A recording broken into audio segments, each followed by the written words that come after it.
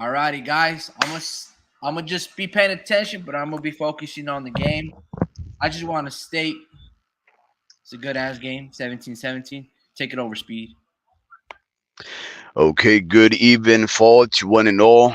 This is your co-host, um, Warp Speed. Unfortunately, our interlocutor, the homie Ricky, is a bit distracted as he is watching, I guess, the Monday Night Football game.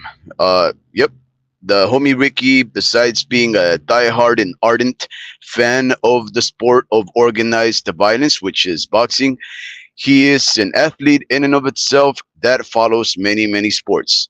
He is quite astute, and many of them.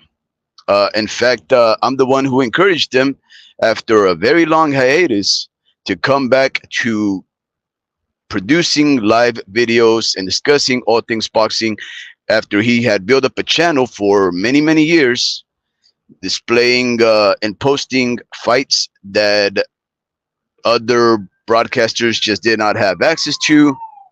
He was doing things like promoting local amateur fights. People would send him amateur fights for their own fighters and so forth and so on. So that's how the homie Ricky started his channel. That and plus he started making rap videos and just content in general. Content as long as he was able to keep himself productive and expressive, he would do it and he would post it. Now, the reason why there is the Homie Ricky podcast is because one day I got tired of just fighting and hollering with this guy, and I said, "Look, you sometimes make good points.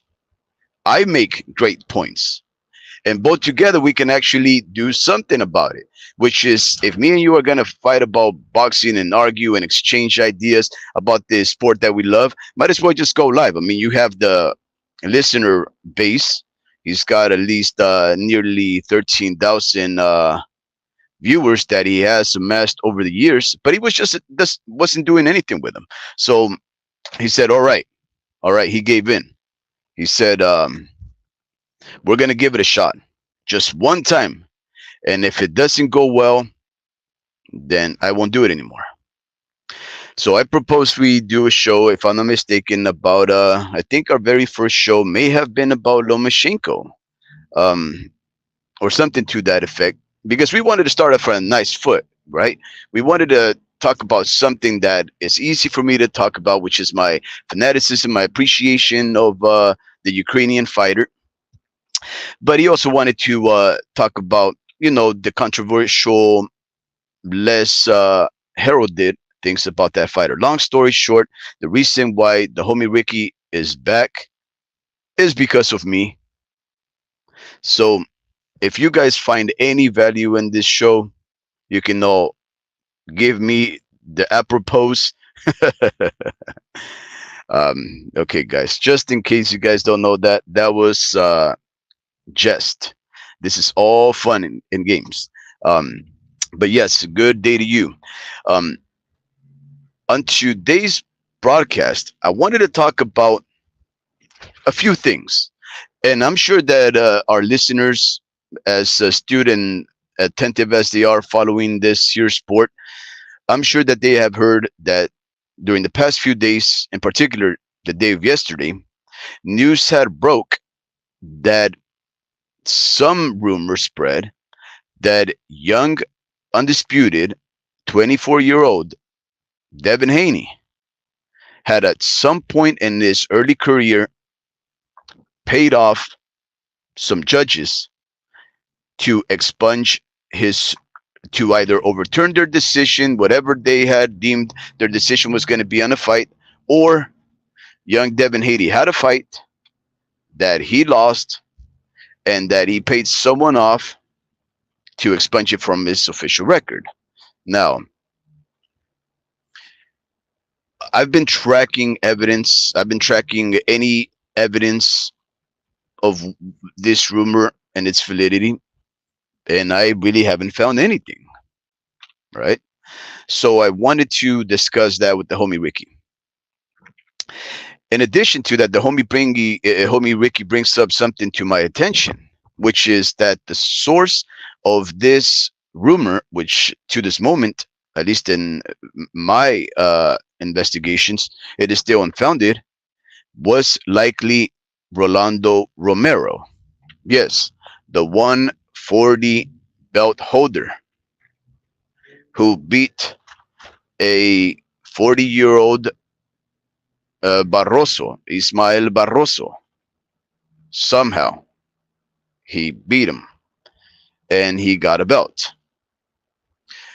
Somehow this utterance by Mr. Romero made it to the ears of 140 champion, a fellow 140 champion, Regis Prograis.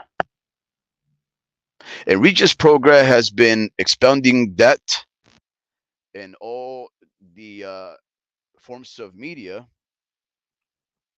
to discredit Devin Haney as either a corruptible individual who does everything to clear his name from any mark on his record solely for the purpose of one, accreditation and respectability, because we know that once you lose a fight, us boxing fans tend to consider you subpar of a fighter. And secondly, because he should be ashamed of what he has done in the sport, which to some people is a questionable achievement, likely founded and supported by shenanigans and another wrongdoing. I wanted to see if any of our listeners out there know anything about this, have heard anything about this, and would like to discuss this. But I am going to propose that we bring this up to the attention of the homie Ricky so that we can talk about this and address it, because I think, again, they are unfounded accusations. And I don't think it looks good. I don't think it looks befitting of a champion who should be respectable like Regis Prograis. So I wanted to talk about that too. But I also wanted to talk about how ludicrous some of our fighters are, and the mass media, the media that is there to serve the fan base in the sport by being neutral and unbiased in the reporting, has been running with some tidbits of information and blowing them up out of proportion to try to give it a significance of relevance.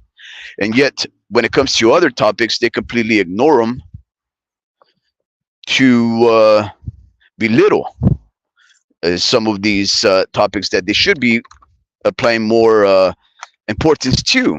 So there's just a whole lot of things going on in this sport right now that I just wanted to shed light to. And interestingly enough, I'm waiting on Drew, our third man, our second co-host, to become unoccupied so that he can come over here and hop on this live so that he can tell us some insider information. Yes, you got it right. Apparently, Drew, the third man in the ring, he knows some stuff that is not being reported, and he says that the allegations against Devin Haney may likely be true. Wow. I say the complete opposite. He says that he knows something others don't know, and he's got sources. I'm eagerly waiting on whether or not he's going to reveal his sources, which I doubt he will, because I don't think anybody here snitches. But maybe he gives enough hints to accredit whatever he will say in his life. I hope he gets out of this gym and hops on the live soon enough so that he can give us his opinion and share with us whatever truths or proofs he may have. But in the meantime, I did just want to tell you that I've been talking with the homie Ricky. We talk outside of the lives, right? We're pretty close because I've known this guy for a few years now. We've always been screaming and hollering and fighting about sport and who did this and who did it better and why this guy sucks and so forth and so on. We've been doing that for a very long time, and sometimes we like to get together so that we can plot what we will be discussing on our lives. Why do we plot what we will be discussing on the lives? Well, because we like to plan ahead so that this does not just look like a mishmash of unfounded, convoluted opinions, just as if we're trying to splatter something against the wall and see what is the sticky thing. We're not trying to do that. We're trying to have a direction. We're trying to have a vision. We're trying to enlighten you all. We want to promote an exchange of opinions and ideas so that if you guys want to retort or rebuttal or provide us another way of looking at things, please do so. We encourage you to use the chat. We've never done this before. We've never asked anybody to hit the like. But if you think you find some value in us talking heads, talking all things sports, well, you know, maybe you want to consider pressing that thumb or the like or whatever it is that this YouTube thing asks of us so that we can get bigger. Not that we care about getting bigger because we're trying to do it organic. Now, speaking of organic, the reason why I had spoken to the homie Ricky earlier is because I wanted to propose a couple of episodes for the near future. And one of those is a Halloween themed episode. Um, I wanted to discuss the horrible, scary things about the sport of boxing. I wanted to tell stories, some stories that perhaps our followers don't know about. Maybe the homie Ricky doesn't know about. Maybe Drew doesn't know about. Maybe I know something he don't. But nonetheless, I wanted to propose we discuss the more offensive, horrible, and yes, uh, scary sides, angles of our sport. I don't know what homie Ricky is going to say about that. I'm sure he's going to say that's a horrible idea. He always says that. But it's his channel. He can run it as a dictator, like he usually does when I'm speaking, and he starts muting me. But if you guys think that's a good idea, let us know. If you guys think Halloween themed uh, night of boxing talk would be cool, just let us know. Um, because you guys know that I've had a couple of episodes just by myself interviewing what I consider interesting people. I interviewed a fella named Cal Paradox. He is a hip hop artist from the central coast of California.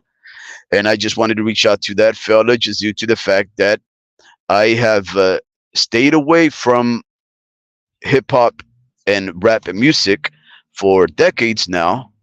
Um, Not because I outgrew it, it's just that my musical taste just expanded and I guess you can say evolved, right?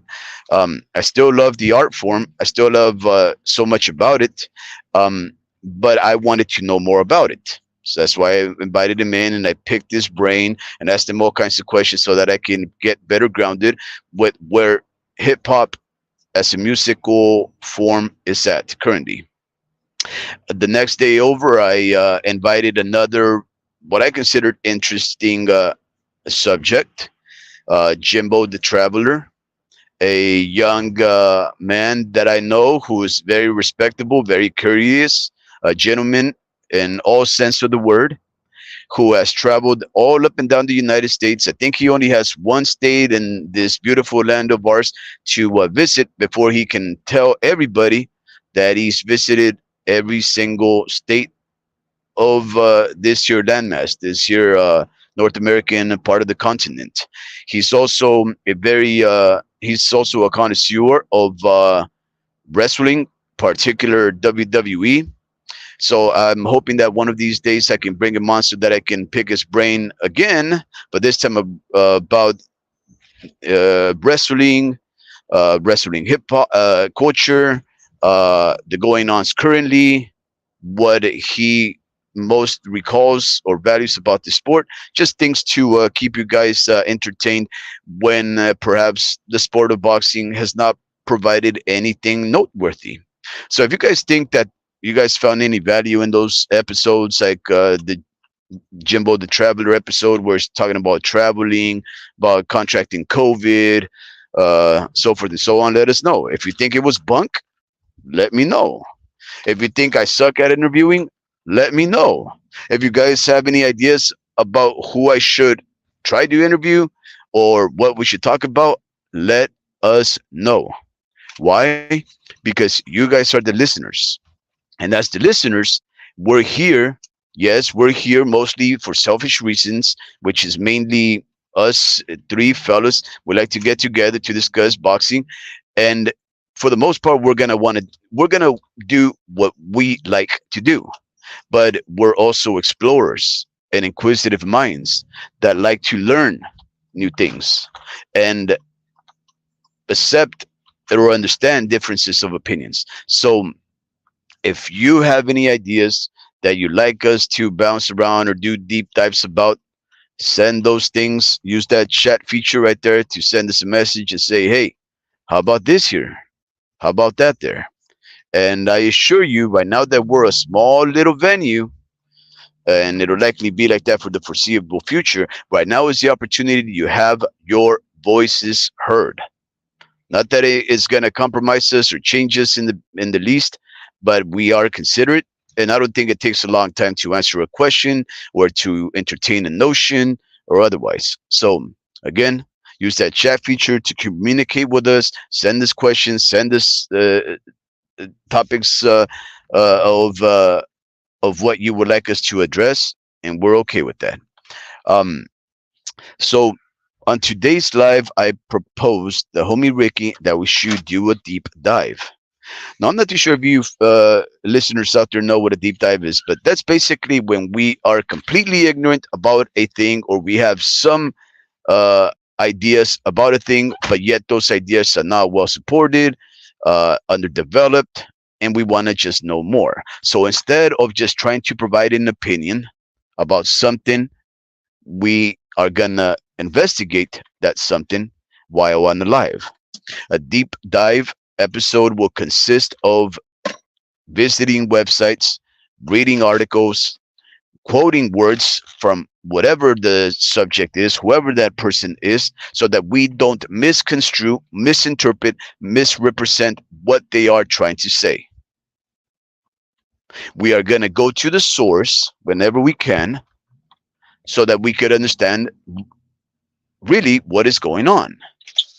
Whenever there is videos, we will likely link them up and screen share them so that you guys can follow along with us. In other forms, you can imagine this is a more involved, interactive form of exchange between us, the interlocutors, and the speakers, and you guys, our listeners. It is an open dialogue, and it is an open door for you guys to come in and say, hey, I heard this, or I have this here link. Click on that or follow this, and we'll go on there. As long as it ain't porn or anything offensive, if it ain't gore, please send that out there. And we will try to screen share it so that we can all learn together. Now, I wanted to learn how this rumor started about how Devin Haney, when he was fighting as a 16-year-old, 17-year-old over there in the nation state of Mexico, that apparently he lost the fight and he paid somebody off to get that fight off of his record. Now, just process that fact right there, right? Just process that right there. There is a fighter, an American fighter, 16-year-old, who goes to Mexico way because I think in Mexico you can start fighting at the age of 15 or so. He goes to Mexico because you can't become a pro here in the United States not until you're 18, right? So he goes to the nation state of Mexico to start basically building a professional record for himself to get a heads up on his cohorts, other fellas that were coming up in the same ages and ranges of classes over here in the amateurs. But he decided to that he was good enough to forget fighting on the free and amateurs and say, hey, let me get some professional experience. Let me go and fight men that sometimes have other jobs, but they're grown men, men of violence that after a hard day's work, they still want to beat up on something. He wanted to have that experience. He wanted to have the experience of having to make weight and travel the world. He wanted to have the experience of having a whole arena basically screaming in favor of his opponent because guess what? He's a young black man in a foreign land beating up one of their own. That's what that young man named Devin Haney wanted to do when his father, Mr. Bill Haney, and young Devin set out across the border to take on these Mexican fighters.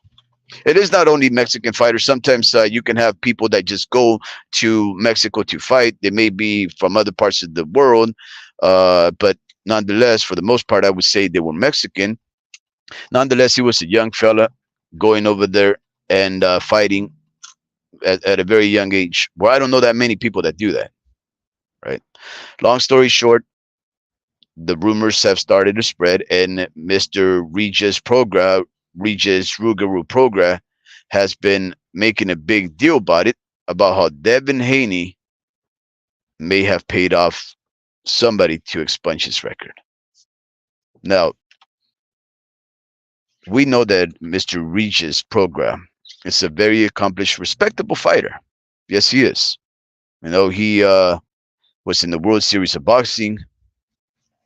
He only lost to Josh Taylor, who became undisputed. Uh, for the most part, he's very good southpaw, a little heavy-footed, but powerful southpaw. He's beaten good names. He has good names on his record. Uh, this man, he's about 35 years old. In the sport of boxing, that's pretty old. He's a man that you would think that after all the years of knowing how hard it is to become a professional fighter, that he would respect his opponent, knowing especially what he knows about that fighter. He knows about Devin Haney.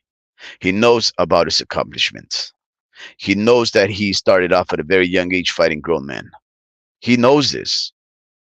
And somehow he thinks that the best way to promote his upcoming fight that's going to take place next month, if I'm not mistaken, no, maybe in December, I forget, but I know it's taking place here in San Francisco, California, about 2 hours from where I do reside, that the best way to promote his fight is to belittle the credibility of his opponent. It sounds ludicrous to me. It sounds counterproductive. I think if you start belittling your opponent, you're basically selling the fight short. In fact, the best way to make it seem like you're in for a good fight is you bring up your opponent. You give him the credit that he deserves. You say this guy is an accomplished fighter. He's done a lot, but he's in over his head this time around. I'm a grown man who's been fighting here, and I'm about to knock him out. You don't go over there and you say, this guy right here, he paid off the sanctioning bodies or paid off some judges to overturn scoring. I don't know what it is that he is thinking he's going to do here by belittling this guy. But if you've been following Regis Program for the last few months, this man has truly changed from the humble and respectful fighter that he once was into this bumptious, arrogant, and a man that is hard to do business with.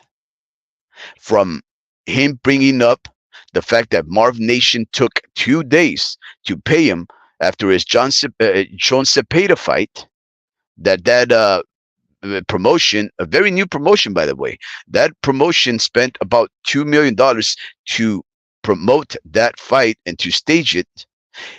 After the fight took place, he wanted the money the next day. Because even though he completely ignored the fact that it was a pay-per-view event on the Fight app, that it was a pay-per-view, that they have to tally the money, that they have to tally the hot dog sales or the beer sales or whatnot, that all of those things have to come in and be accounted for, and then the money dispersed.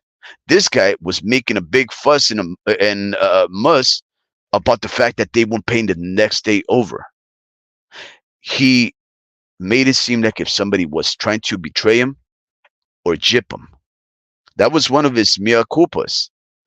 Now he is calling out Devin Haney, and when they were in negotiations, he was giving Devin Haney basically ultimatums and saying that he was ducking him and that he was postponing the fight and changing the dates because they were trying to play some A-side games on him, when in fact it was probably something having to do more with logistics and proper preparation for the Devin Haney Promotions company, which is their very first fight that they're promoting almost exclusively by themselves as independent parties. Devin Haney has not much experience as a promoter, as a business entity. So there are going to be hiccups. There are going to be things that they're going to learn along the way. And this guy is putting him in in disrepute. The fact that they cannot agree on a date in December or a late November and so forth and so on. And everything that doesn't go his way, even though he's the B side, even though the other guys are fronting the money, whenever things don't seem to go his way as a fighter, likely because of pride, he takes to the news and he makes a big deal to court the favor of the fans. And I don't see it that way.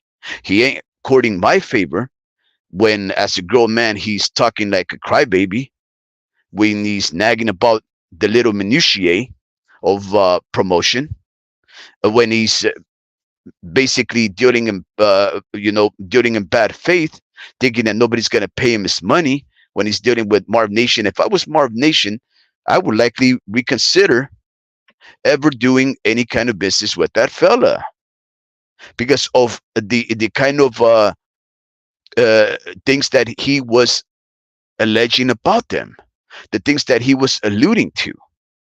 And now he is doing something quite similar to the credit of Devin Haney. He tries to discredit Marv Nation.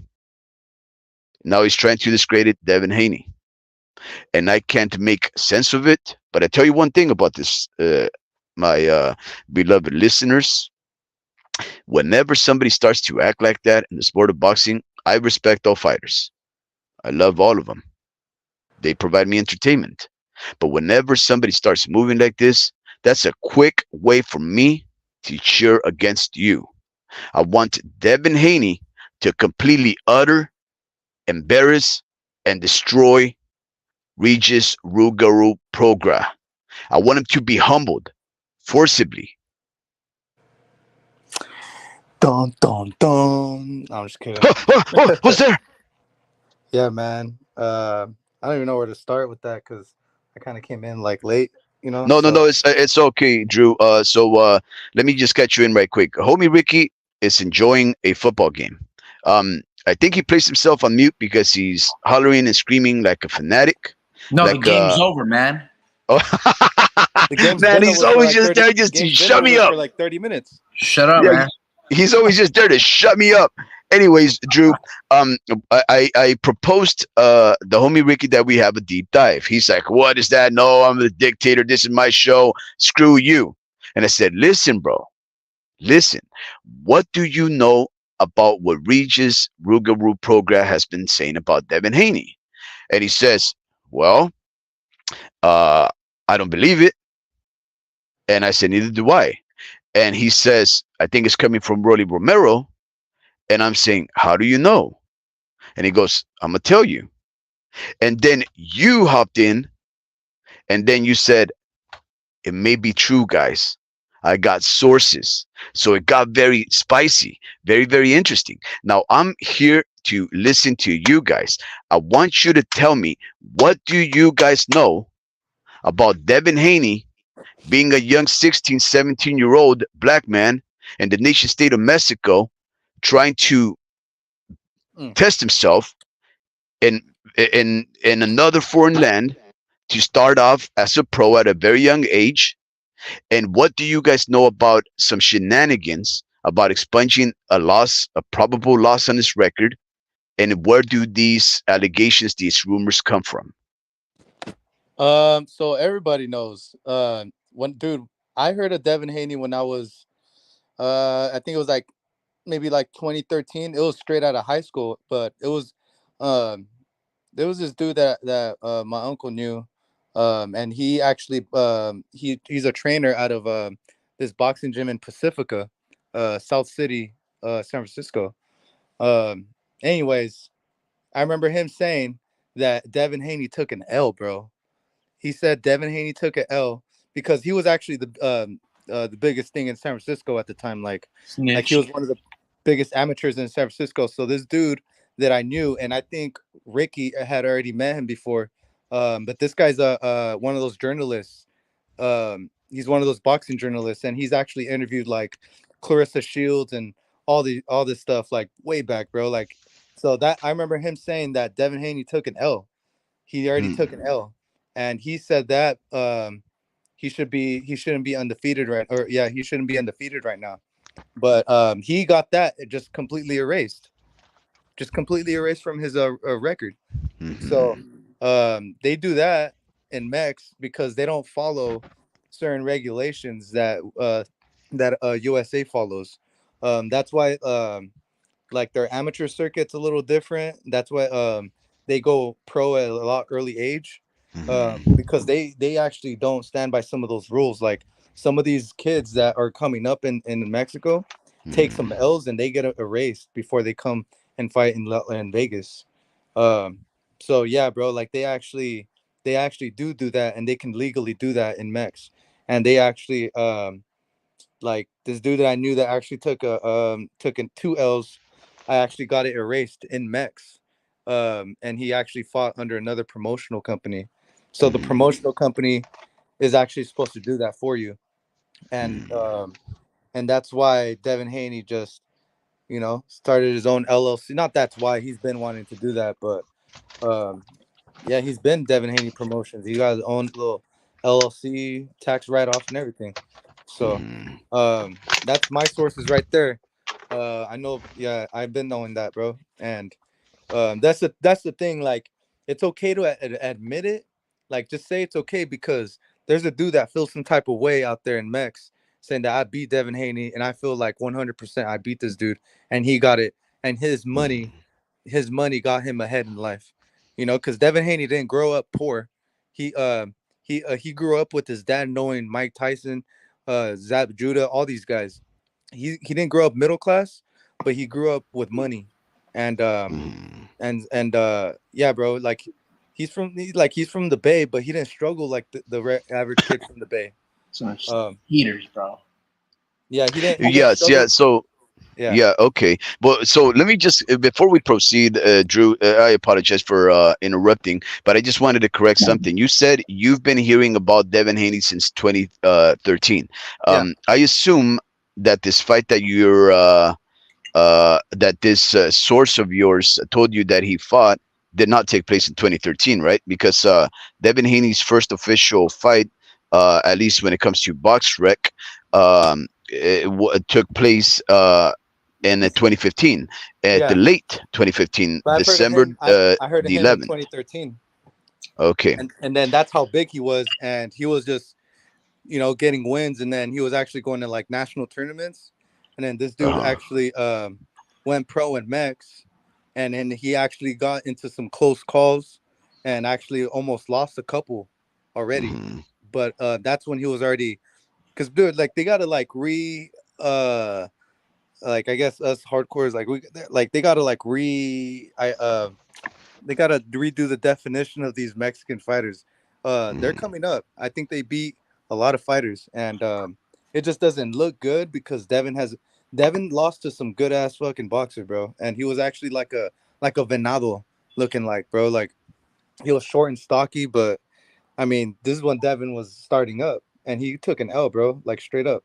I remember him take that dude Mario was like talking. I said his name, but but I yeah, bro. I remember I him. was about to tell you, you have to be you have to be completely conscious of what you're trying to say without saying something Yeah, inadvertently, because There's like but five but different again. scenarios. I know. That's why I knew German was. I said your name. This guy. Dang, I'm slipping. whistleblower, bro. God Hey, and how much have you been smoking, Drew? I didn't smoke yet, damn. Man, shoot. but yeah, bro. I've been Oh hearing man, about him, but he probably doesn't mind to be honest. But yeah, no, he's been taking that's that, bro. Like hilarious. he knows this guy knows Bill. So Like what you guys are saying, all right? So Oh huh? Say it man, again. I'm. there is a major cover up. Yeah. No, You I guys mean are saying there's a major cover up he should admit it, bro. because Honestly, Devin he should Haney admit it. leaked it. Huh? Okay, so let me. Okay, He contested it. so what is contested? Is it like when Daniel Dubois lands a low blow on Usyk, everyone thinks he knocked out Usyk? Is that type of cover up or not cover up, but is that type of contesting of a No, decision it was a of a close unanimous. fight of a robbery? Nah, Like, it was one of those unanimous decisions, and Devin kept running. He let kept me ask running. you this: do you know who spread the rumors on this? Uh, no, I mean everyone Rolly knows. Romero. I Rolly mean, Romero said this a couple years ago, and then he brought it up again. I So mean, if Rolly you can know, maintain, bro. you're a koala with chlamydia. You know what I'm saying? What? That fucking guy is the one that's putting up these rumors, bro. It's not a rumor, bro. It's actually Okay, for real. Or else so if he there's remembered paper, that for that long. He remembered if that there's rumor for that long. no. According to Rolly, he said this rumor long time ago, No, right? So check this out. A lot of people have stated before in the past, right, that Canelo Alvarez also lost one of his fights against Miguel Vasquez. And if you go to BoxRec, there's Miguel Vasquez, and then it shows Miguel Vasquez a second time. And then they said mm, that one. And then in an interview in Un Round Mas with Marco, Barrera and fucking Eric Morales, they were asking questions to Miguel Vasquez, and he goes, "Yeah, I thought the first fight I beat him, and then they wanted the rematch a couple fights after, and then he got the best out of me." So there's actually people with evidence. There's a mhm. fighter. It's on its resume. So maybe you can say that Canelo has another loss on his resume, Mhm. right? I feel And like that doesn't take anything away from Devin, though. You and know, the like situation with Devin, if there's a fighter that got paid off or they covered up a loss on, I'm not saying this is like outlandish. I'm not saying it's not possible. What I'm saying is I don't trust Rolly Romero. Mm. You know what I'm saying? Because when does Rolly ever tell the truth? never. Well, no, no, no, no, no, Is he a no, reliable person no, that you no, can no. trust? So no, that we can't say that either. Rolly Romero, he may speak ludicrously, he may speak incredulously, but he does give honest opinions. That's what he does do, is he provides honest opinions. Yes, we know that he speaks Or like a clown. exaggerations. Yeah, and it sounds like exaggerations.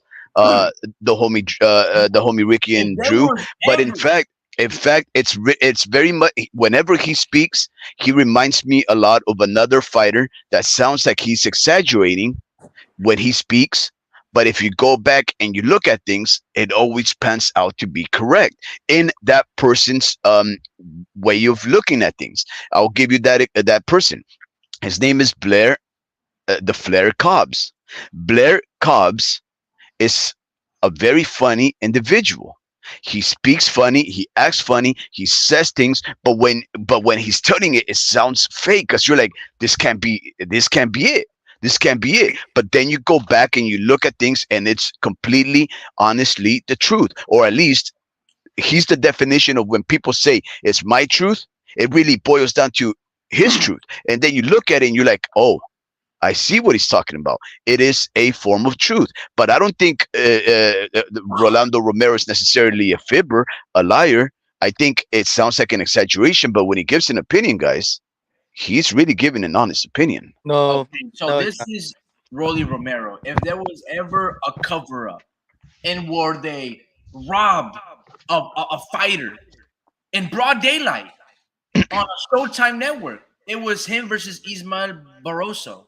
tell me Yeah. about this. Devin, no disrespect to you know the tough fighters out of Tijuana and Mexico and stuff like that. But the fighters, if you go to Real Devin Haney TV on the YouTube, that's Devin Haney's YouTube page. He shows you like 7 of his early fights in Mexico. Hell, I can even pull it up right now for you guys. Okay, so there's actually videotape.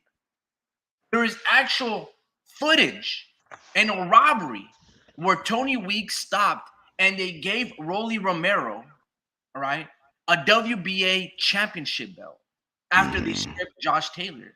Hmm. And to this day, again, Rolly Romero has some validation for what?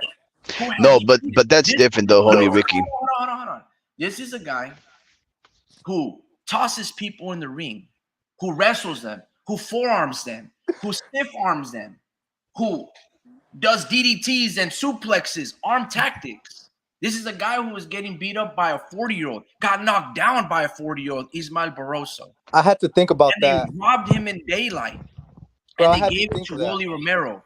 And we talk about contesting, right? Yeah, That Devin Haney contested a close decision. How come no one contested and stripped Rolly Romero and give it to Barroso? he's How not is in Mex. Rolly walking around as a champion? He's not in You Mex. see, Rolly is a hater. Rolly, just the fact that we're entertaining this notion, right? This is how Rolly landed a Tank Davis fight. Oh, because he tells his truth. And you know what? His truth is a subjective truth, but if you look at Bro, it fucking in a warped, almost. congested fucking mentality, I mean, the guy's When fucking the half brother of Jesus Christ. bro, when So Germ this is said absolutely fucking Germ, ridiculous. when No, Speed no, when no. So Speed no. said So when what? Speed What? said What you that guys the are Rolly never confusing? lies. Uh, When Speed when Speed said the Rolly never lies, I had to go back on. It made me want to go back because he almost always lies. Like almost always lies, which doesn't help my argument of Devin Haney, but he almost always fucking lies, bro. so one thing, you guys are conflating one thing with another, right? Like, for example, the fact that they robbed Ismael Barroso, right, and gave a fight to Rolly Romero does not have any bearing on whether Rolly Romero is truth speaker or not. And I'm not even saying that he is not a liar. I'm not saying that. I'm just saying that he gives honest Rolly opinions. I'm not Rolly is saying he too dumb. speaks facts. I'm saying he speaks honest opinions. No, Ro- That's go an Rolly for is it. too dumb. oxymoron. Rolly is too That's an dumb. oxymoron. He Rolly speaks Rolly is on his too dumb to. opinions. No, because opinions are not It's a facts, fucking homie lie. Ricky. The opinions are not facts. Like, That's what I'm trying to. we just All his went off like this.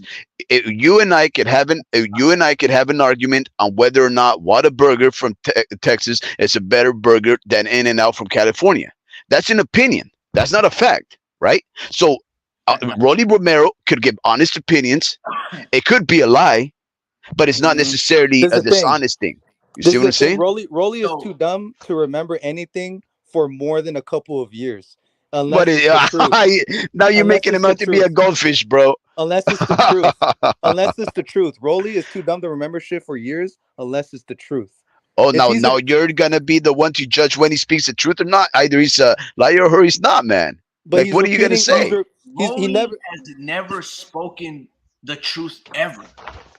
His whole career, if there was ever, you guys said, I don't know, you guys said earlier, but you guys were basically saying that Devin Haney has a lot of pull, right? If there was ever a fighter that He has does that the pull. politics favoring him, it would be Rolly Romero, simply because he's a Floyd Mayweather fighter, probably one of the only Floyd Mayweather fighters, right?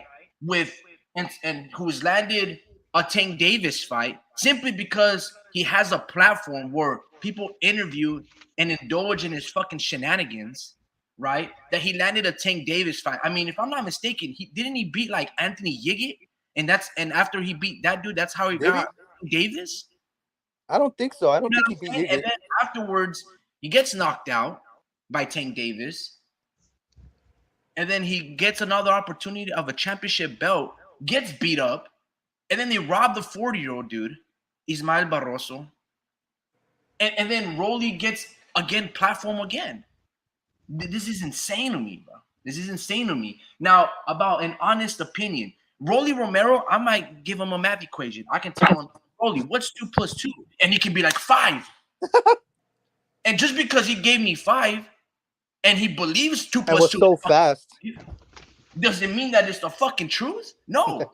No, Bro, I'm not saying that. I'm hold not on. saying that. Doesn't Come mean that on. it's the actual thing. Come on. Why do you make things No, so complicated when they don't have to? no.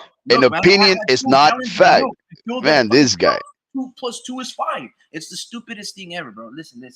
Rolly Romero, I mean, honestly, there's no place for a Rolly Romero.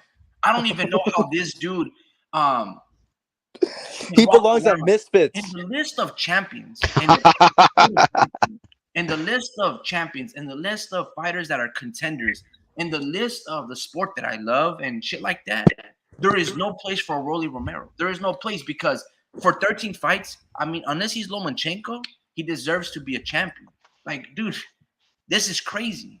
Now, I don't know about you guys, but going back to Devin Haney, we've known this kid since he was like 15, 14 years old, fighting and knocking out, the lookalikes of Canelo Alvarez, sparring versus Shakur Stevenson that's been linked in like Dante's Boxing Nation, all these things. So a lot of people have known Devin Haney for a really long time, right?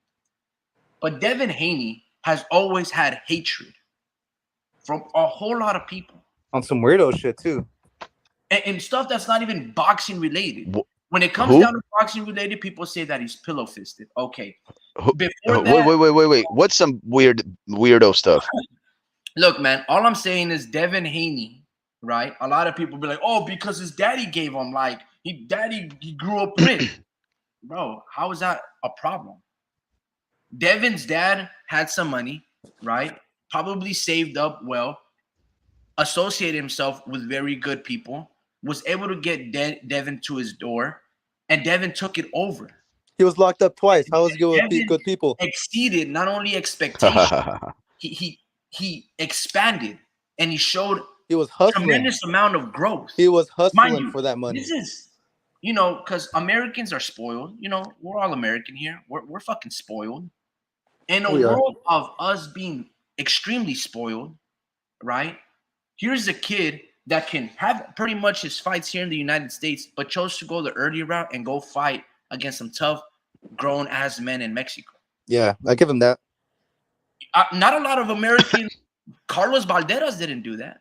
Teofimo Lopez didn't do that. A lot of Richard Hitchens, a lot of fighters that are American, that are spoiled, they haven't done that route. Mm-hmm. I can Yeah, give you you a gotta list give of that. fighters from our area like Jorge Maravillo, Justin the Stallion Cardona, Angel Chavez, a few fighters that have done that. They've gone over there in Mexico and fought. So it's not easy. But the difference is Devin was able to get recognition off immediately. And climb the ranks Right after enough that. to let us know into their secrets at an early age. So they've been branding and marketing correctly at a very early age. and also they It's too actually much you got to hate, bro. give it. This is crazy. And You got again, to the give. reason that people allow Rolly to speak nonsense and never call him out on it and just be like, bro, what about your fucking fight? If we ever talk about a cover up, if we ever talk about corruption, what the fuck did we see against you and Ismael Barroso? But hey, but again, he's speaking his truth. This is crazy, man. It's crazy. No, no, no. See, that's ridiculous. The homie Ricky, the fact that they robbed Barroso has nothing to do with Roddy Romero being honest in his opinions or not. And the fact that he gives honest opinions on by what he considers to be honest does not necessarily mean that just because you disagree with them, they're lies. Those two are two different things. Roddy Romero had neither anything to do with the way that they robbed Ismael Barroso, because that's out of his control. Doesn't mean that because you have a gripe and a complaint against the judges that or the referee that stopped the fight, that all of a sudden that you should just rub that off on Roddy Romero. The same thing applies to Devin Haney. Just because they robbed Lomachenko from the fight doesn't mean you should discredit Devin Haney because he got the fucking favor of that fight. That's That's the exactly same what thing. you're That's the supposed to do. If then someone how come you don't discredit Devin Haney? if someone reaps the benefits How of come you corruption, don't let's just discredit hold on, Devin Haney? I will get to your point. If someone reaps the benefits of what did I say, of corruption, right? That person is a fraud. It's disingenuous. So Devin Haney is a fraud. Opinion in the subject matter in regards to that specific matter at hand is not valid. Just keep it straight. So Devin Haney is a fraud. I will say when it came down to the Lomachenko fight, look, I give credit to Devin Haney. Yes or no? It's a simple, straight up yes or no. Hold on. Just get the short. Remember, you gave me the short yesterday. Give me the short. Is he a fraud or not? Yesterday. Exactly. You know you're trying to skirt the answer. You got caught basically saying that Devin Haney should be looked at as a fraudulent champion, but you're afraid to say it. No. Because it's a double standard. A champion defends his This status. guy. Cowardly. Defends his status. Cowardly. Not cowardly. No, you are being cowardly by not being honest. See, Rolly Romero would straight up and down say it. Yes, he's not a real champion. You're afraid to say it. So Devin Haney deserves the credit for taking on Lomachenko. Whether I think he won the fight, it does not matter. I think Loma beat him. I had it 8-4, 7-5. But I'm not gonna discredit Devin Haney for that tough and good competitive fight he gave Loma. Okay? In the case of Rolly, bro, there is nothing to defend. He did not defend or honor that belt correctly. He didn't earn that belt. So Jermel Charlo and deserves credit for taking on Canelo, and Rolly Romero and Ryan Garcia deserve credit for taking on Tank Davis, right? That's what you're saying? Jermel Charlo gets credit for fighting Canelo. Oh my god. Get out of here, bro. Get out of here, man. Get out of here, man. It's so disingenuous, bro. You actually sound like Rolly Romero. Listen, you sound like Rolly Romero. These are like 5 or 6 different clauses that you're throwing. Listen, that's not how it goes. Yeah, that's how it goes, bro. It's a double standard. No. Because, dude, there's nothing really to dispute the difference between of what we're talking about. No. You got caught, homie Ricky. Admit it, bro. What's the argument? He's not making any. No. Hold on, Drew. What he's trying to equate is Rolly being a champion and then Devin Haney still being a champion as well. He's saying, oh, Devin Haney, he lost against Lomachenko, so that makes him a fraud. To a lot of people, they would say yes. To me, I'm like, he defended his fucking status well. Rolly didn't earn that fucking belt. That was corruption. Different. Yeah, there's a huge difference. Yeah, that's like 14 fucking pounds and fucking putting on a stinker against Canelo, bro. He gets credit. He doesn't get credit for being giving us a great fucking fight. But that's like credit for getting his ass beat. That's like that's stupid, bro. You know how the two undefeated, bro. I should get the credit if I call out Canelo and I walk in there and I get my ass beat and only show up. I should get credit, man. If you don't understand what credit means, do you? You Okay, give so credit if hold he on. goes in there and fight. Uh, Drew was giving credit because Jermel Bro, Charlo shows up go real watch the good. fight. I don't He know Man, what threw you're he's the arguing more with. coming. punches He's the than Canelo Alvarez, He's the bro. reincarnation. He's the reincarnation of Winky right here to this guy. This guy. Oh man, he has great defense. He shows up in the high guard. He Man, threw you more guys are so punches than easily Canelo impressed. What's Alvarez. your argument? Bro, he threw more punches than Canelo Alvarez. He threw more combinations than Canelo. Bro, the Oh problem is God. he just couldn't fuck with Canelo. Hey Drew. So Bro, going what the fuck is wrong back to with this you? thing, right? Going back to this thing. Um. So I wanted to address that thing that you're saying because it sounds almost like I the still don't know penal. what your argument was the whole time.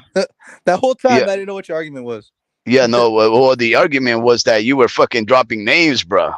That was dropping names, bro. No, anyways, no. I wanted to go back to what you were saying, right? Which is that 10 minutes ago, I forgot. in Mexico, you apparently can petition some of these organizations to expunge a record, right?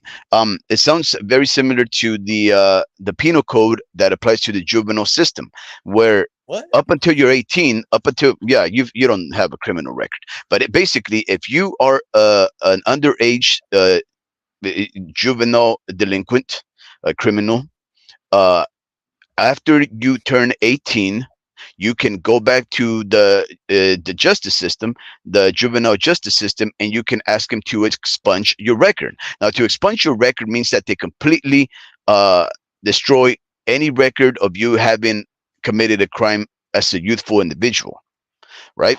And it sounds similar to what you're saying, right?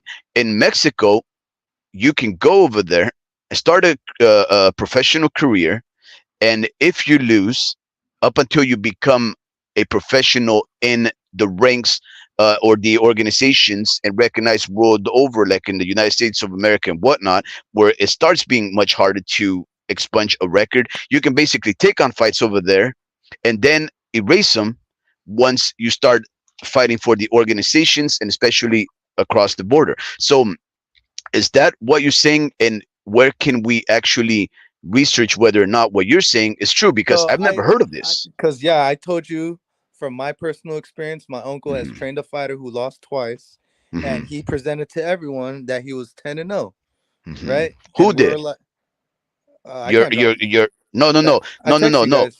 Who's the one who walked in there presenting that fighter as a 10-0 fighter? Was it your uncle? No, 'Cause- no, no, no, Of the no. fighter itself. oh Yeah, oh okay. yeah, like it was like a card that he was on. He left after he left my uncle.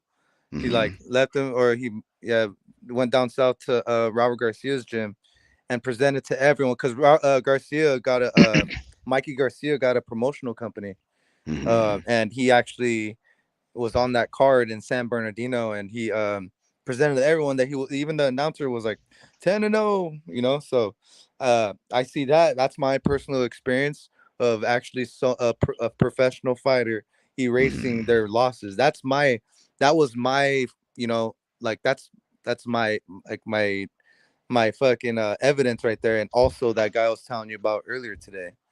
Uh-huh. Okay. So So these two losses that you're referring to on this one fighter that we will keep his name without being mentioned, those two losses took place in Mexico. yeah, yeah, they're in Mex in Oh, Culiacan. okay. Oh, okay. So do you think that I what hundred would be the percent no. I 100% think he did.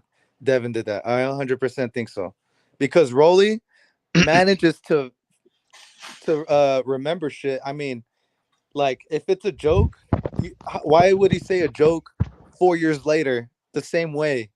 It's the like he's saying the truth, but he's just no one believes him because he's him.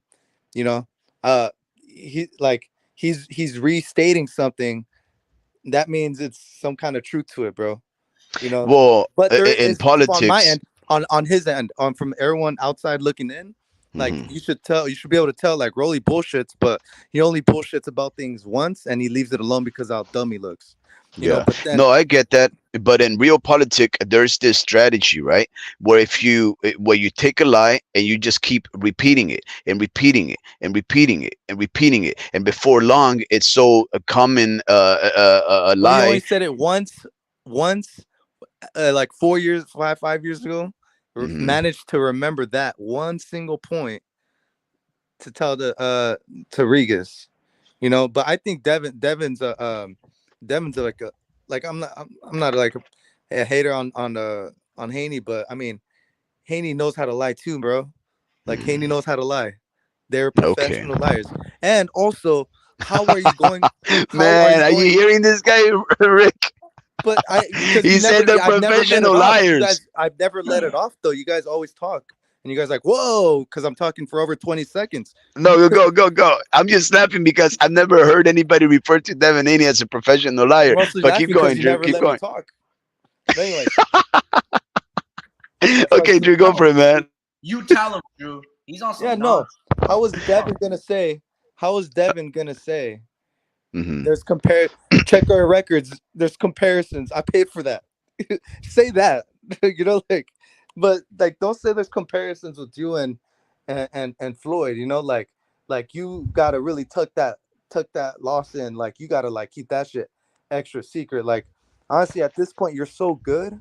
You're so Hmm. like he's good. Like he beats a lot of people today, but it's just you're so good. Why not just say the truth? You know. Well, yeah, that's true, I guess. Well, you're so good. You're so good. Why not just say the truth? Why not just say I'll show you like call him up and say, "Hey, let me show you guys that I can at least beat him again." Like so like it's shit like that. It's like not enough. He's not giving me enough reassurance on my end at least because I got a guy years ago that told me about Devin being all Hmm. this good, but then ends up fighting like one of their top dogs, ends up receiving a loss. He didn't like Devin. I'm pretty sure Devin has never looked bad in a fight. It's just it's just the judges gave it to the other guy. Hmm. That I'm pretty sure Devin's never been like in a lopsided loss. So I mean, Devin actually managed to climb up the ranks. He deserves every single credit in the world. You know, because people with L's can still become world champions, can Hmm. still become some of the greatest of all time. You Yes, know, sir.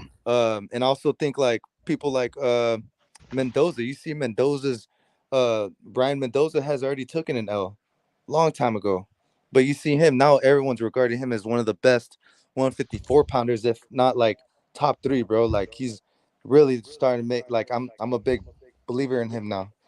So shit like that. I think Top 10. Devin. Yeah, top Yeah, 10, not top three is an exaggeration. yeah, Very but similar to Roy Romero. yeah. Wait, what? Stylistically, what? No, your exaggeration is very similar to Roy Romero's. Oh, yeah, no, So, I did. homie Ricky, let me ask you about what Drew just said. He said the Haneys are professional liars. What do you think about You say, that I didn't say allegation? that. Yes, you did. I didn't Listen, say that. I don't know if that's exactly what he said, but he said, I'm going to say this. Drew ended his opinion very good. When, Hmm. but I'm going to just say it like this, and no disrespect to my people, but Devin Haney is an Olympian. He's a top fighter that has access to He's a not an lot of Olympian. great sparring right at the Floyd Mayweather gym. When he goes to Mexico and fights these um, quote unquote cab drivers, right? No disrespect to all those 12 fighters that he fought, but Devin doesn't need to. Those guys don't have no skill. Devin does not need to pay off the Mexican commission, right, to beat those guys. At least that I seen on his real Devin Haney TV YouTube page, bro. He's knocking these guys out in 1 or 2, 3 rounds. The same guy who's pillow fisted needs to pay off Mexican judges and the whole sanctioning, establishment over there because Devin Haney got beat in his first fight, fighting nobodies. Go check the records, bro. There's probably like 3 guys with only winning records. The rest are like 5 losses to 25 wins to 23 losses. Those are the same people you guys are telling me he needed to pay off so they can take a dive or overturn a decision. It's It's not fucking people. crazy to Not me. people. It's person. I don't think Devin needs that. The same Devin Haney that I saw hug He Linares. only needed it for He one needed person, 10 not rounds. people. The same people, the same person, Devin Thank you. Haney, who was beating Jojo Diaz 9 rounds to 3. And these guys are heavy hitters. If these guys couldn't knock down or knock out Devin Haney, you think a Mexican cab driver that has That probably needs to like get 2 jobs, redefined. maybe has like 2 jobs just to feed his family, is gonna need to can really fuck with a professional? I think it's the state of mind you're messing with, I don't think so. Unless these guys are 15-0, bro. like Ronaldo Lopez when he knocked It out might and beat uh, G Squad Nation from Stockton, Gabriel Flores. G Unless he Squad has a Nation. stellar record like that, then I'm gonna be like, all right, for sure. You know what? That's exactly what happened. But based, if you go to BoxRec and G you go look at Squad. the first, I don't know, 12 fights that Devin Haney, almost all of them, he's winning by KO. And you're telling me he needs to pay somebody to overturn a decision? I don't know, bro. Well, Here's the thing, so brother. so here's the thing, guys. That's Here's all. the thing. This is what I wanted to say, right? A deep dive would require us to look into tracking the evidence, right? So the homie Ricky, But you he can't has track watched it. You can't the track homie. it like you said. Well, If you there are ways to have a track it. For record, example, you said that Devin Haney had a Facebook and a YouTube channel where he would broadcast the lives that he would partake in, even as a young fella, right? So the one thing that I do know about the internet and anything that you upload out there, it's never going to be erased. Once it's out there, someone has a copy. There's something in storage. There is going to be footage for this, right? So the other thing that we know, according to Drew, is that the homie that Devin Haney did not fight just any typical Mexican. He fought a good name that had a Venado Lopez style. Now, if he's anything like Venado Lopez, he's gonna have a few names under his belt. He's gonna have a few wins under his belt, and he's probably somebody that may have achieved something afterwards. Now, if you're just saying he has a style which is a wild man style, throws with crazy old conviction from different angles, okay, I'll tell you one thing: not a lot of people fight like that, and the ones that do, like him and Navarrete, which are very similar in style, wild man throwing punches from different angles and all over, regardless of foot placement or where you're at. Those guys so far have actually achieved some modicum of success. One of them has beaten 2 champions. The other one has become a 3 division champion. So to have a style like those 2 guys, we would have a name to Devin link it has to. not fought in a fighter with that style. And I'm but Drew telling is alleging that there was a guy there. most of the Uh, fighters that Devin's fighting are guys that like probably just go there to get beat up and collect 500 pesos, bro. Like that's most I Mexican know. That's what I'm telling Drew. guys, bro. I want Drew to tell me, where is this fighter? What is the name of it? Where is the footage? If we Bro, know that all of his fights were broadcast, where can we find this mysterious entity that somehow may have given the loss to Devin Haney? Because look, look at it. I want you, Drew. I want you to tell me when he would have had this fight. Would he have had his fight when he fought the first guy who had a record of 1-1, or the second guy who had a record of 7-21? The third guy, He five and wasn't twenty-three. undefeated. He wasn't undefeated. He had like L's on his record. No, no, no. That's what I'm trying to get at. All of the guys bro, that Devin Haney has for like the first 12 fights Okay. are all people with losses. Like for example, 1-1, 7-21, 5-23, 6-9, 2-4, 4-0. In fact, 4-0 was the only other guy that was undefeated at the moment when Devin Haney fought him. And Devin Haney, he was his sixth fighter. His name was Jairo Vargas. But guess what? That took place in Las Vegas. We go on 4-1 with Clay Burns, these are obviously not on the Mexican. page, on the website. Here are the first 9 fights that he's fought. Yeah, Almost all of them, if you look at the right hand side column, out yeah. of those 9, 7 of them or 8, are by KOs. Yes, they're all by KOs, TKOs, or UD, and the UD was one of those British fighters, Sir Clay Burns, who no wait, he fought him in Louisiana, Baton Rouge. But if you keep going up the names, Drew, the names there are the few Mexicans that there are. He beats him by KOs or TKOs, and most of those fights are in Tijuana. Right now, from that year 2016 to the next fight in 2017, he fights this guy named Odilon Rivera Mesa, 5-19. He fights another guy who has a record of 36-28. Now, here's one thing, Drew. This might be the actual closest one to those fighters that you may be actually talking about. Why? Because Daniel Armando Valenzuela had a 36 fight win, 38 28 losses and 2 draws, and it took place in Tijuana.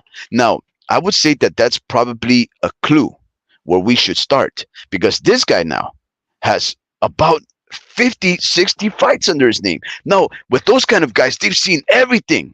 Maybe Devin Haney goes up in there thinking this guy's an older man. And guess what? In boxing, there is such thing as a puncher's chance. All it takes is one lucky shot, and then you can start making this fight a much more interesting fight.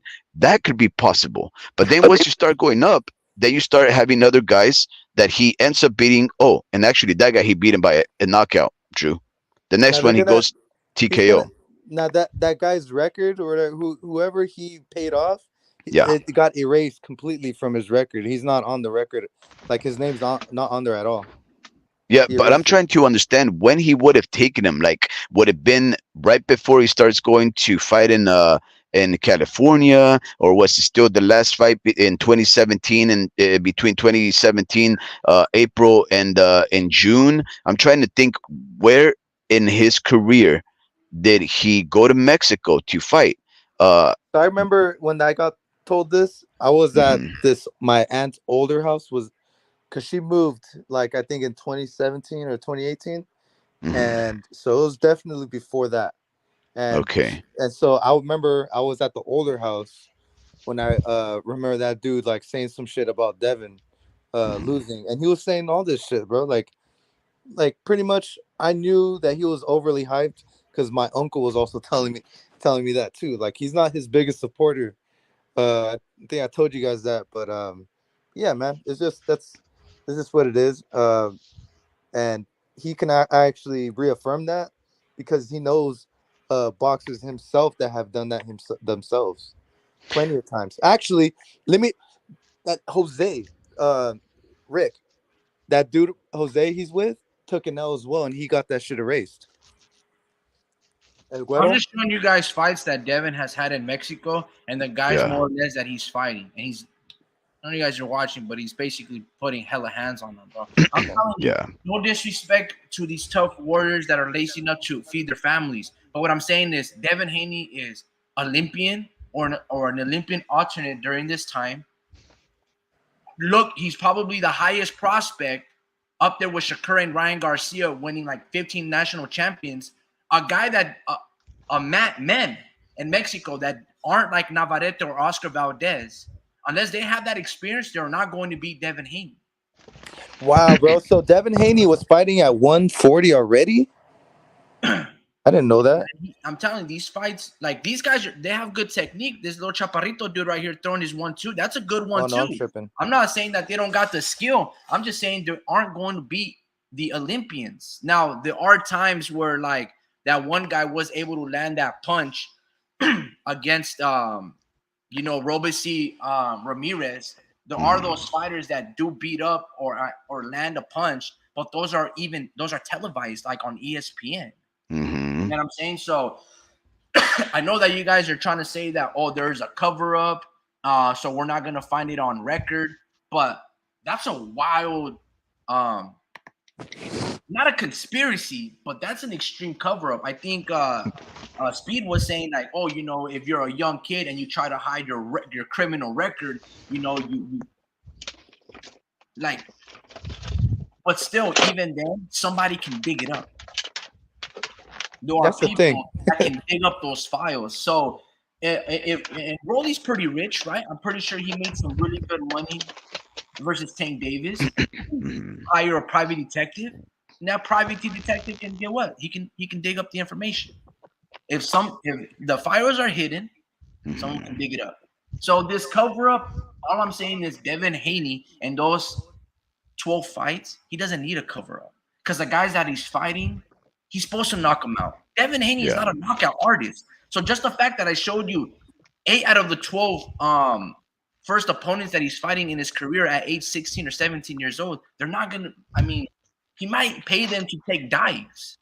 Yeah. But again, he doesn't need to, bro, because those Yeah, guys, they're getting past that, homie Ricky, getting past that, I think one thing that that Drew is hinting at is that it does not necessarily have to be a conspiracy, right? Because I mean, what Drew is saying is that this is common practice. He says that he knows two people personally Two of them. that have done that. So this is quite common. So It's I guess common, bro. let's run with that, Drew. Let's run with that. Yeah, Um, because my uncle's fighters have done it twice. One of them left already, but the other one that he's actually that fought on the PBC undercard, mhm, he got that one erased. mhm. So he okay, lost. right, And Drew. huh? S- So let me ask you, Drew. So why are let me ask you, did are those fighters no longer fighting for your uncle because of how your uncle felt about that Well, move? it's just Jose, he's still fighting with him. Like he's still with him.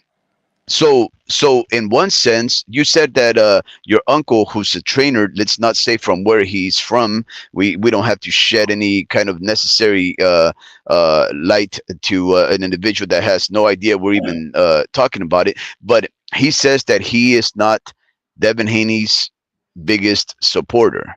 Does that have anything to do? Does your uncle hold any kind of strong sentiments towards Devin Haney because of perhaps something like this, clearing Nah, his record? nah. It's Oh, just okay. he's just a name. Devin Haney. The Haneys have been a big name in the Hmm. Bay Area for a long time, and he's Hmm. known them, and he's been knowing like what they're about, and like is one of his close friends who's actually a boxing journalist, part time because he owns a boxing gym. He actually knows all those guys, So, and he's interviewed Devin himself. So yeah, like it's what they're saying. Yeah, it's common. I mean, it's easy for anyone to hate on the Haneys because they're probably like the most accomplished uh uh fight like boxing family besides Andre Ward, Yeah. out of the Bay Area. So there's not a lot of boxers that come out of the Bay. So I think it comes with like the territory. It's in like I don't think I think he gives him credit. I've heard him give him credit, because he's a professional fighter himself. So he Mm. knows what it takes. Like he knows like the sacrifices, but uh, yeah, it just comes with the territory. I think he respects him from a distance, and there's also other factors too that I don't want to say, but No, no, that's cool. That's cool. yeah, just mainly that. Just mainly that. Yeah. Just comes with the territory, bro. Homie Ricky, this is all news to me, right? I never knew that you can have records expunged when you fight in Mexico, and I don't even know where to begin. Do you go to the judges? Do you go to a Mexico-based sanctioning body and start there and erase it? I'm not too sure, but it sounds like to me that this is more common than not for some of these fighters. And I think if it's so common, then there shouldn't really be any kind of bad light shed on Devin Haney because guess what? He was a 16, 17-year-old kid fighting grown men when other guys that are 20, 22 year olds are still fighting amateurs in the amateurs. And at the end of the day he became undisputed after having cleared it, where other guys that have expunged the records have never achieved that level of success. Do you think, Devin, do you think, the homie Ricky, that this is something that should discredit or make Devin Haney look bad? or is it something that seems so like another a case of double standards where it's so common, but yet we're just using it towards one individual to discredit them? Listen, I'm not gonna indulge in this conversation anymore. I don't know if it's common. I know Hmm. damn sure Devin Haney doesn't need to do it because of the guys that I've seen him fight. Hmm. I trust his skill. Uh, has it happened ever in the history? Yeah, I'm sure it has. I'm sure people Hmm. have done quote unquote cover ups and hide blemishes. I'm sure that's happened. I know that's happened. I But I showed know, you but I already. you said, does this hurt Devin Haney's reputation? If Devin Haney doesn't slap the fuck out of Rolly Romero, that's all he needs to do. Because I wouldn't personally, me, I wouldn't let Rolly tarnish my name for some fucking jealousy that he's got. Because Devin beat the fuck out of Rolly in sparring multiple times. Hey, Rolly just trying to get that fight, bro. And yeah, that's all Rolly's trying to do. Rolly, listen, bro. He's doing a good job of it, though. Just so we can end this and go to a different topic, this is all promotion. Good Tomorrow is a promotion. press conference. Mm-hmm. And then all of a sudden, Regis Prograis, because Regis is, I can honestly say he's pretty fucking retarded. Regis? If Yeah, Rolly, let's rub no, with no, that, no, homie. hold on. If Rolly is his source, it lets me know Regis is pretty fucking retarded. To pass aspersions, Did to he say pass that, though? promotion Did in he his say sport, Rolly was his he source? is so dumb. Regis is so dumb He's not that dumb, he bro. needs to make up shit just to hype up his own fight, rather than saying, "Look, bro, I'm gonna knock you out." But If did you go Regis say? on the Danielito Soria fight that you're gonna be able to circle around, that's why I can study, bro. Yeah. That's why I can learn how to cut off the ring. I'm Yeah. not, bro. That's what he can say, and that's how he can antagonize and build up his promotion. He doesn't But have did Regis say it was Rolly? fabricated bullshit lies just so he can sell and be like, oh, it's a headline. Hey, promoters, y'all grease Devin Haney on some bullshit things. If I'm Devin Haney, I'm gonna just be like, bro, next question. Did Regis say it was Bro, Rolly that told him? Regis is dumb, bro. Like the fact that he even Damn. had to tweet You're that. still not answering the question, bro. Just ask him. Did What's Rolly Romero say that? And if so, can you bring up No, the no, no, no, video? no, no. Did Regis say it was Rolly that said it? Yeah. That told him? Well, no? yeah, I So what still don't happened? know. I want homie to bring Regis up the said, video. hold on, this let me see. Well, Yes, bring up the video. I've been Okay. showing you guys the videos the whole beginning All when I right. was You don't have watching the to. You don't Cowboy have to. game. No, You don't I have want to see it. Okay. But you guys could talk. But I mean, I want to see because I I didn't see heard. it. I haven't seen it. Then that's gonna be two of us. Wow. Let's see what happens here. Are you pulling it up right now, or did you want us to switch subjects? Yeah, you can bring up a I subject. wanted you guys to switch subjects like fucking 45 minutes ago, but Okay. whatever. We'll do that after this. We'll do that after this. Oh, So this is 57 minutes ago. Murder. When the lead is by murder. he's gonna defeat him by murder. But this isn't Regis telling us that Rolly told him. Yeah, no, Regis did not say that Rolly told him. What Regis found out through said- somebody else, bro. No, listen, watch. I'll show you everything, bro.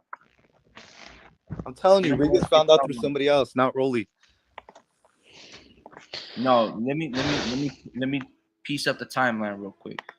Devin This is just what ran Regis with it. said. Devin just ran with it. So Regis says, so I'm hearing Devin lost a fight in Mexico early in his career, but he paid to take it off his record. If that's true, that's the weakest shit I ever heard so far in boxing. Press conference is Tuesday, and y'all reporters better not let this shit slide. Okay? That's what Regis said initially. Then he eventually ended up double downing. He doubled down on this and said, my verification is true. Devin responded, and this is what Devin said. Only a dumbass would believe some shit like that. This info is coming from Rolly. How does he know? Enough. So Devin said it's coming from Rolly, right? And then now, 57 minutes ago, This is why I always wanted to do a deep dive. Rolly says, just listen. Why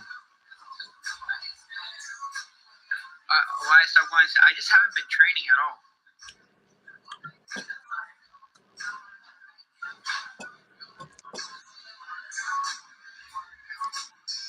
Just go on, bro. Let's switch the subject. No. I want to know. Hey, what And up, Frank? How do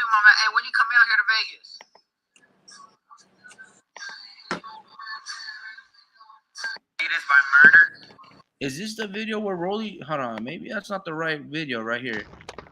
My bad. I clicked on the wrong one. I know I said that a few years ago. I actually said that a few years ago. And it is true, but I don't fucking talk to Prograis. The motherfucker ugly.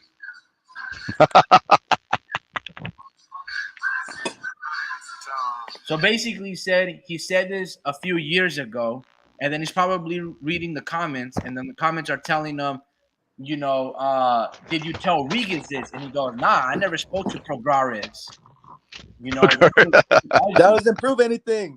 So it doesn't prove anything. So this is basically what I'm saying. It doesn't matter who Regis hears it from. The fact that Regis is pushing this narrative, and Devin checks it immediately and says, bro, that person who spread that rumor, who told you, eventually got it from Rolly. So if you heard it from your cousin heard it from somebody that heard it from Rolly. So you're spewing some shit that Rolly started years ago. Yep. So it doesn't matter, bro. My point is, this is ridiculous. Mm-hmm. Again, this is simple. This is cheap promotion. It's something that Regis can bring up tomorrow in the press conference.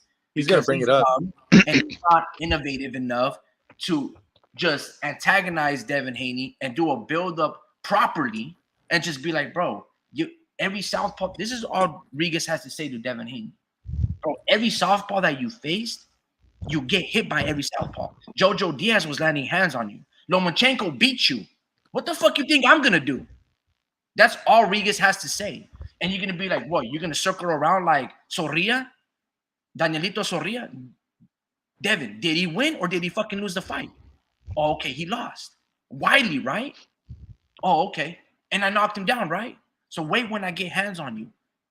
That's all he has to say. He doesn't have to come up with this fabricated story that, oh man, you know, fucking 10 years ago, bro, you know, when you were like 16, you know, you went to Tijuana, right? And you got a tummy tuck. Yeah, that's what I heard, bro. Like, I heard you didn't even have real abs, bro. They said that genetic-wise, you couldn't even get a six-pack. And all of a sudden, you have eight-pack. I think you got a tummy tuck. Like, bro, this is the type of shit that's going on right now. Like, damn, bro, I'm writing notes right now because you're good. You're good. No, he's good. He's good. You're good at hating on Devin, bro. I'm like, damn, bro, I couldn't even hate on.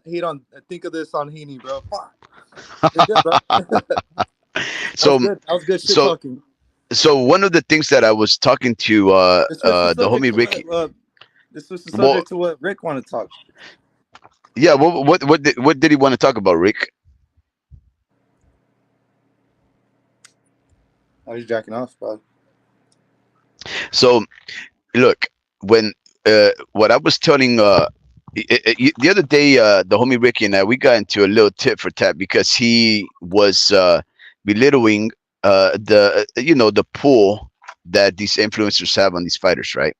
And I was telling them that influencer boxing is very similar. No, not misfits. Influencer boxing is more like boxing in the promotional sense. If you guys remember that there was people like Ricardo Mayorga and Mike Tyson talking about screwing guys in the behind to eat their babies, to do all this kind of stuff. All of that crazy shenanigan stuff is nothing new. It all started in boxing. So the other day, like 2 weeks ago, James Toney, a legendary fighter, middleweight. I bet you know who that is, Drew. He said, F Canelo, I beat that dude's ass. I want him to come back so I can teach him what a true fighter is. He went off and started talking about some guy he'll never fight. This is Toney, James Toney, talking about Canelo. Now, me as a boxing fan, James Toney doesn't really come out everywhere all of a sudden starting talking about things. He never does. So whenever a legend like him speaks, you want to listen, right? No, because not, I don't care about Toney, bro. Wait, boy, you probably don't know anything about James Toney, though, right? Yeah, I do know. He did MMA as well. Like, he ain't that special. Yeah, in MMA, he's not special. He is super special, bro. Not in MMA, he's not special. Guy, dude. Yeah, I know this guy. He's not special, you said. Can you believe this guy? That's why I know he doesn't know anything about James Toney. James Toney is amazing. Now, he doesn't. Ask you guys something, but I don't want to talk about missions, bro. We talked about. No. That's not what I'm trying to say. Hold on. It's okay. Have you guys had an opportunity to watch on Fight Hub with Marcos Villegas, right? He interviewed, I don't know when he interviewed, but he interviewed Steven Espinoza. Have you guys had a chance to watch that 13-minute interview? Fuck Yeah, no, and I didn't 13. get nothing from it. Well, what was that, Drew? No, I didn't watch a 13-minute video. Damn. Well, in that Go ahead. video, it's titled "Is Showtime Done with Boxing?" Oh, Espinoza okay. reviews new detail, Spence Crawford rematch, a no-go for 2023. That's the title of the video. It's pretty fucking elaborative. There's a lot of stuff that's saying, because a lot of people had this assumption that the rematch was going to take place in December. They talked a little bit about the details. You know, Steven Espinoza, because he's not an ambassador, but he's a higher up, right? He has a lot of behind this, you know, he has a lot of secrets. He has a lot of answers to these questions that if he were to just give us that information, but since he wants to like talk in tongues, right? Kind of slither around. He wants to equivocate. Weasel. He doesn't really want to give us the particulars, right? So because he kind of speaks in code, he kind of still revealed a little bit of secrets in that interview. Yeah, he'll do that on accident. They asked him, Marcos was kind of pushing. He was pushy in this interview, and he wanted to know a lot of answers. And he was telling them, since Bud won and he defeated Errol Spence, does he have the say in terms of when, what weight class the next fight takes place? Steven goes, not exactly. He is a favorite, so he'll call the shots. But if Spence can't, let's say, make 147, that's one way like the fight might not just happen. But he goes, but in that token, I guess like in operating in good faith, if he's looking to fight Canelo Alvarez, he didn't say it like this, but you can infer if he's willing to move up in weight for, let's say, Canelo, I don't see why he wouldn't be wanting to do that for an Errol Spence fight. That's basically what you can infer of what he's saying. That's because again, he's speaking. He's kind of cheeky with his like. He's careful with his words, right? Can you bring up the video? Yeah. Well, I mean, I'll show you guys the part. It's just very hard to find that specific moment in 13 minutes. You know, it's like, is it 4:15? Is it 8 minutes? So wait, homie, Ricky. So are you saying that Steven Espinosa actually is advocating and the benefit of Errol Spence Jr. to have him rematch at 154? Yeah, I think that's kind of what it sounded like. But you know that nobody wants to see that fight. Well, it's because I don't know if nobody wants to see it. It's more that Marcos was asking, like, who gets to who has the power now of negotiations. Naturally, you would be like, well, the guy who fucking won. But again, there was a contract beforehand that probably stipulated, you know, and went through case A, case B, case C of the scenarios. Like if Errol Spence loses, you know, you get 60-40 because now you're undisputed. But if, you know, like obviously that's why negotiations take so long, because they already have all this stuff in fine print. But Espinoza was saying that the fight might not even happen because there are loopholes that kind of like deviate from this fight to even happen in a rematch. That was one of the biggest things that Marcos was talking about. You know, it's basically saying, I don't want to say this in this type of phrase, but Crawford is avoiding fighting Spence at 154. That's like a very subtle way that how you can interpret what he was stating in this interview. I didn't want to interpret it that way because, like, well, let's hear him say it. Yeah, because like Bomac said, like, I don't care if this fight happens at 150, you know, 160, I think 180. My guy's fucking superior. But anyway, I'll try to find it. I think Crawford. A lot of people are. They asked him questions. He has one of the. It's because look, I can't just play a 13-minute video, bro. You're gonna No. I know you gotta click on it. In the meantime, just put that on mute until you find it, and then Drew, supposed to hear what were you gonna say? Yeah, no, I was gonna say I think Terrence is just negotiating. I think eventually he's gonna take the fight. I mean, that's what my gut says, just because of how easily he beat him. He's not worried about no weight. He's just trying to make it easier for himself, and he's just trying to see if, hey, if you're willing to fight at the weight I prefer in, even though I'll whoop Mm. you in both weight classes, Mhm. I'm gonna feel a lot better at 147. He's just trying to make it easier on himself. Yeah, And I just think Crawford is not worried about it. He's not worried yeah, about weight. He's just and it that, was just he's just like negotiating like how like say we're negotiating and I'm gonna say my highest in my head. I'm like, okay, I'm gonna go right here, but the lowest I'm gonna go is right here. He has all those. He's willing to move up to 154. He just playing his. I think it's all a chess yeah. move. So he's got leverage. He definitely has leverage. But Are you here's the guys thing, ready? Drew. Yeah, Sounds. Hold on. Let me see if I can Because he maximize. has his high and he has his low in his mind. I think conversations will continue and probably look at 2024. Is this true? Like I read that Crawford can choose the weight. Is that accurate? Because he won the fight. Not completely. Not completely. I mean, there's some other parameters I don't want to get into, but it goes into it. The idea behind the phrase is like weight shouldn't be if there's a legitimate difference. One guy is legitimately going to 154, one guy is legitimately staying at 47. Then that's a reason a fight can be made, but weight can be mm, used as an excuse and sort of say, I don't feel like it. Like I'll go up for this guy, but not another guy. So that's sort of the spirit. The Mm. language is very more precise and very definitive. But the concept is, out of fairness, is let's not be selective. Can't say, hey, I won't go up for this guy. Or I won't go up for the rematch, but I'll go up for this guy. That's not the spirit of it. For some reason, Contractually, it has to happen. The for some rematch. reason, If one or the other chooses not to, then we won't have a rematch. If there are some conditions in which it wouldn't happen. Well, I don't want to get into specifics of it. damn it, so he's good wow, at that. so wow, there's so much inference there. There is Yeah, so much that you can draw from that. Like for example, okay, he said something very, very firm and direct. He says, not exactly.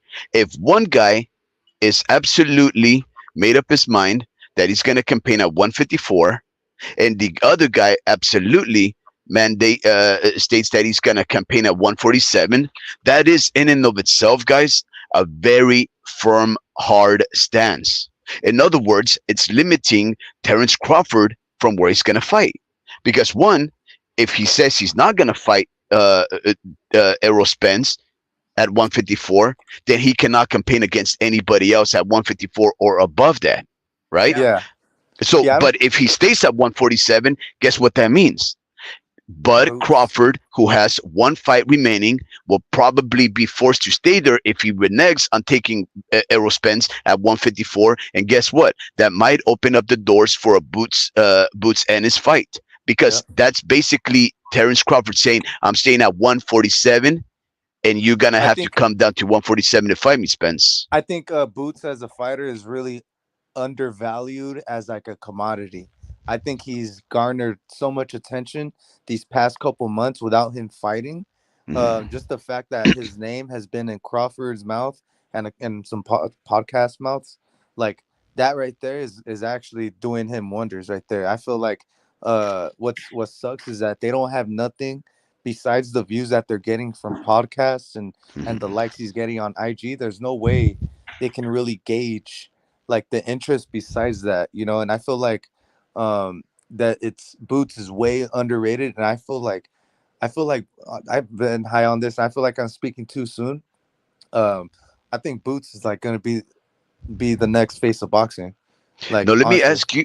Let me ask you, homie, what is your interpretation of things? Because here's the other thing that he insinuates, right? He says that if you, because you didn't play that part of the video, but you're saying that there's a part of the video where he says, well, if Terence Crawford is willing to go up in weight to fight Canelo, which is obviously two weight classes above where he's at, though three weight classes, because that would mean 154, 160, and 168. He would skip three divisions to fight that guy. If he's willing to go up like that, guess what? Then you have to go up to 154 because you're willing to go up. And guess what?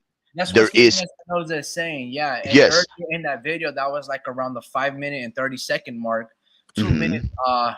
before that, right? Like at around the 2 minute, 3 minute mark.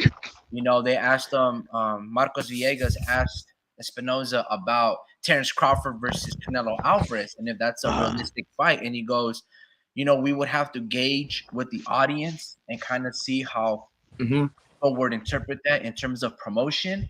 Yeah, and Um, they use the word tools, and yeah, absolutely, when they and say tools, they mean like views and how many likes you're getting. Sometimes, Algorithms, yeah. yeah, yeah, absolutely, they'll tell Boots to post something, and it'll be through an advertisement, and that advertisement will pay for the fight, and they'll actually, that's how they can actually gauge interest is ads, pretty much. But around that same mark, he also said, right now the winner between Andrade and David Benavidez, um, most would assume would be the next course of action. Whoever were to win that fight would fight Canelo next. But he goes, everything is. He basically said everything is based on Canelo because Canelo is also like very adamant to continue to fight or seek Yeah. that rematch versus Bivol. So he goes right What? now. Anything is not really. He basically doesn't want to have a stance on anything because hell, this fight could end in a draw. Um, what happens then? Oh, there's gonna be a rematch. So who's gonna Wow. be Canelo? Is it Bud Crawford? Well, not exactly because he doesn't. Almost sounded like Espinosa didn't really want that fight for Crawford. And then so again, he doesn't really want to cement his foot on a stance because it just doesn't really make any sense. It's preliminary talks, bro. It's just like Marco Villegas is a genius. yeah, He, no, you, I He's mean, come good. on. This is Marcos Viegas who told and before like, bro, do you guys remember the interview versus Angel Garcia? Everybody want to be Argentino, Valentino. That's What? Marcos Viegas. He was the best, bro. He yeah. used to So, be provocative. He used to be fucking pushy. And then he started taking a back seat and I don't know, bro. But yeah, Marcos so Viegas was the shit, bro. the other thing I want to ask you, both of you, I guess, but I guess what I'm trying to get at, the homie Ricky, we know, uh, uh, The and truth. I go into a lot of these boxing circles. Nobody, except the biggest of Terrence Crawford fans want to see him take on a cash grab fight against Canelo. Only them. Every other boxing fan is tired of it. The ones that gave the opportunity to Jermell Charlo to take on a cash grab and got disappointed. The fact that we know that we've always criticized Canelo for taking on fighters from smaller divisions like Amir Khan and so forth and knocking him out.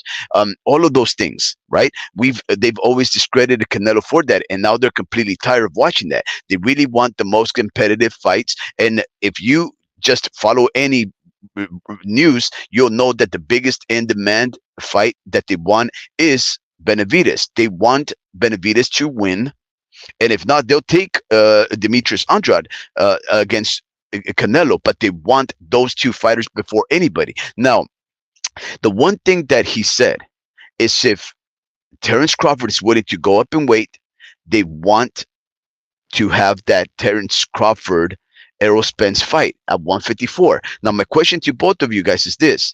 If we know that nobody wants that fight because there is the semblance of no competitiveness because the first fight was so completely one-sided, do you think they'll do anything just to strip Crawford from a belt? Because here's the thing: I don't necessarily think Errol Spence would take his belts from him.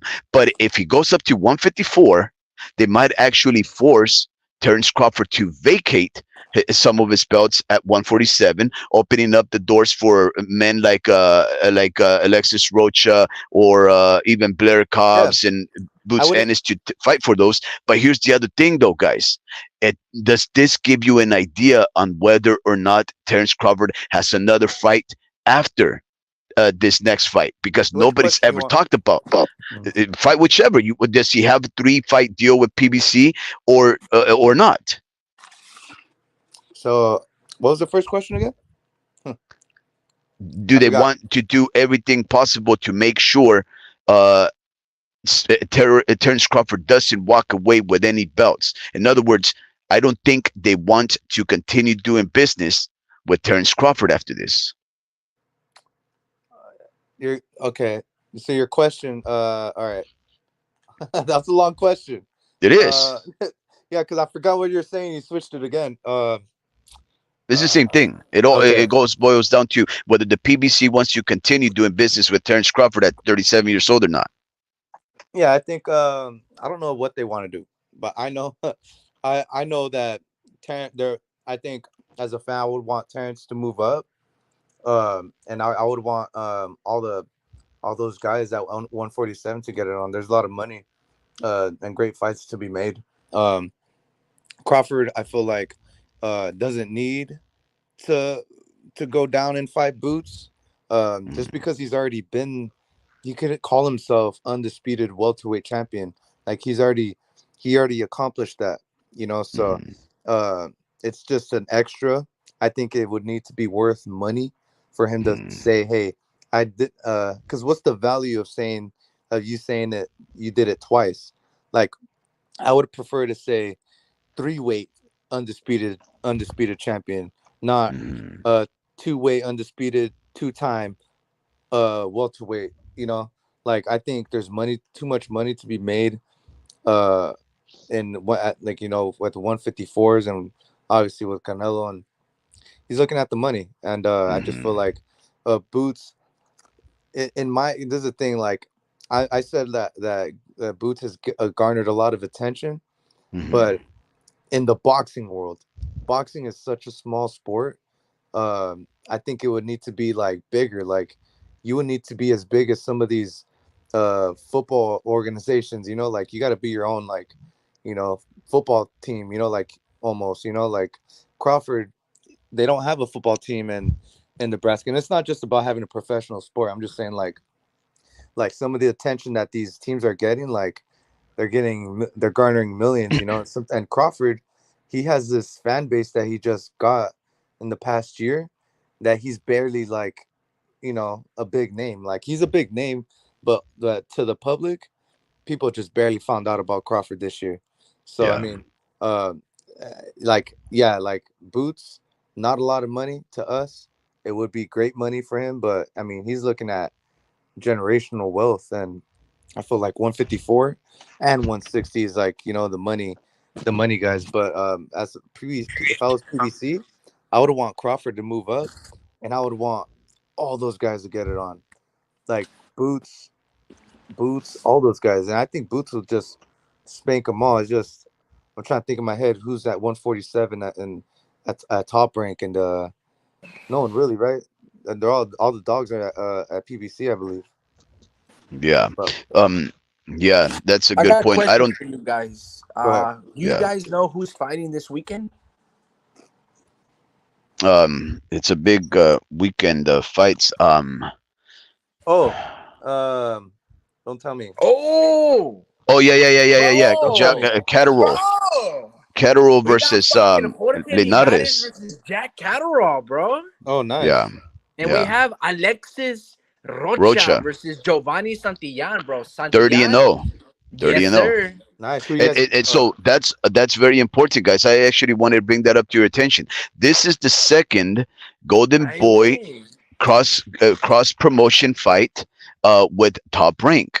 This is the second Nice. Top Rank fighter that has crossed the street after Golden Boy and Mr. Bob Arum, Oscar De La Hoya and Bob Arum shook hands and embraced a couple of weeks ago. They said, we're going to start doing business. Oscar De La Hoya called out all the promoters and said, let's do this. And this is a good faith gesture from both the guys that they want to make these fights happen. 30 and 0 versus Alexis Rocha, who has like a record of 27 and 1, right, homie Ricky? Wait, Bro. wait. Rocha has that great of a record? Doesn't he have like 20 something and one I don't think loss? so. Hold on. No, you might That's be on a right, different bro. card, bro. That's on a different card too. Alexis Rocha is 23-1. Yeah, with 15 KOs. Yeah. Yeah, He's a good, bro. fun fighter. He lost to Blair Cobb, didn't he? Or am I No, he wrong? No, knocked. he Yeah, he knocked out knocked him Blair out. Cobb. Oh, Yeah. that's Yeah. right. Yeah, yeah. Who did Blair That's Cobb when beat? that Errol Spence was like, put his ass in the dirt. No, Blair Cobb beat Maurice Hooker. Oh, yeah, that's right. Yeah, bro. That was a fun fight. The Yeah, only who? loss that Alexis Rocha has was to Rashidi You're wrong. Ellis. You guys. You know who else is fighting? Who? Who? Peter McGrail. I'm just kidding. Oh God. Wait. Who's fighting, bro? Your mic got all weird. He Oh, said what? Peter Miguel. I don't know who Peter Miguel is. McGrail. McGriddle. McGriddle. I don't know. I'm just playing, bro. He's co-main on the Jack Catterall fight. Yeah. Oh, okay. I'm gonna ask you guys a question. All right. Fuck, dude. Do you guys think? All right. Oh, Campbell Hatton too. Do you think Jorge Linares That's can good. beat Jack Catterall? Say it again. Do you think Jorge Linares can beat Jack Catterall? No. No. Man, I just seen Jack Catterall's last fight. He looked spectacular. He knocked Who did out the he guy, if fight? I'm not mistaken. Oh, he fought a Some bum. nobody. Some nobody. Yeah, but he couldn't it's a knock him out. somebody, bro. Well, yeah, I Barrett apologize. Foley. Mick Foley's Catterall. Mick Foley's Mick Foley's son. He did not fight a dude named Mick Foley. I He think his fought a last name guy was Foley. named His last name was Foley? Daryl Foley. All right, let me Okay, tell you Foley. guys something. Mick Foley's son. Let me tell you guys Oh something. goodness. Jorge Linares, that dude is fucking badass, bro. Okay? But he's only badass at 135. When you tested the waters at 114, it was like, what's that fighter? No, You said Maramero 114? Pais, pero like, sorry, at 140, Uh-huh. he got knocked down 3 times and then stopped in the first round for the 4th KO against When? like Jorge Paez from Mexico. What? Did you guys know that? Nah, So that's dude, the what? only reason that I don't favor. No, sorry. I always keep saying that. Pablo Cesar Cano Yeah. When he went to 140. when he went to 140. But if you go look at that fight, I'm no longer on my computer, so I can't really like share my screen. But it was a good fucking first round, bro. The problem is fucking Jorge Linares, he just looked chinny, bro. Like he couldn't take a punch. And that's the only thing about Jorge Linares. No disrespect to Jorge, but Mexicans are the only ones really that be fucking him up. Bro, like honestly, Almost all of his losses, besides the Lopez, reason- Devin Haney, are from Mexicans. Like, Bro. if I'm talking about being KO'd, bro, how long have we known Jorge Linares for? Like how long? for a has he been long in our ass mouth? time, bro. A long ass time. 20 years. Bro, I want to Let's say see. like high school. Yeah, bro. Let's Like say that. high Jorge school. Linares. I mean, I can't really stay away. So he has 8 losses, right? So he lost. He's on a losing streak. In his last 3 fights, he's lost. He lost to Devin Haney, Zaur Abudaliyev. I believe that's the fighter that he took in Russia, and then Zora Hamazarnian. So he's losing, bro. Yeah. Then he lost and got knocked out by Pablo Cesar Cano. Then he got knocked out by Vasily Lomachenko on the body shot. Prior to that, he had almost a 15 fight win streak, and then he had gotten knocked out by Antonio De Marco, and then Sergio Thompson, and then Juan Salgado Zambrano. Bro, he beat Gesta and Luke Campbell. Wow, but before he lost to Loma. So that was like his downtrend right there. I feel like. Yeah, so I'm not saying so. Honestly, Jorge Linares, to your point, Speed. Yeah, I don't think he should beat Jack Catterall. I think in fact Jack Catterall is gonna knock him out. Wow. Which is sad because I don't want to see Jorge Linares get knocked out. Jorge was trying to push the fight with Rolly Romero, but Rolly Romero he was better. just like, look at this guy, he's fucking crowd chasing. And he talks out fucking stupid like this. But yeah, man, I would rather see Jorge knock out, Rolly, because I don't like Rolly. Obviously, through this whole life, I'm just anything against Rolly. Like, bro, I don't respect that dude. I don't know, bro. But he was also Jorge Linares was also calling out Ryan Garcia though. So he wants to smoke or he wants a cash a retirement fight. How's he gonna call him out after 3 losses? Because anybody could call him out. Well, Ryan Garcia Jorge Linares versus Ryan Garcia would have been a good fight because also Ryan's coming off a loss. Yeah. So it's good just to be like, let's see, because we haven't really talked about this, but that guy who Ryan Garcia's fighting, that dude can fuck him up, bro. Yeah, I know. I'm You know putting what I'm money on saying? him. So I'm like, putting I money on wouldn't have him. if I'm Golden Boy.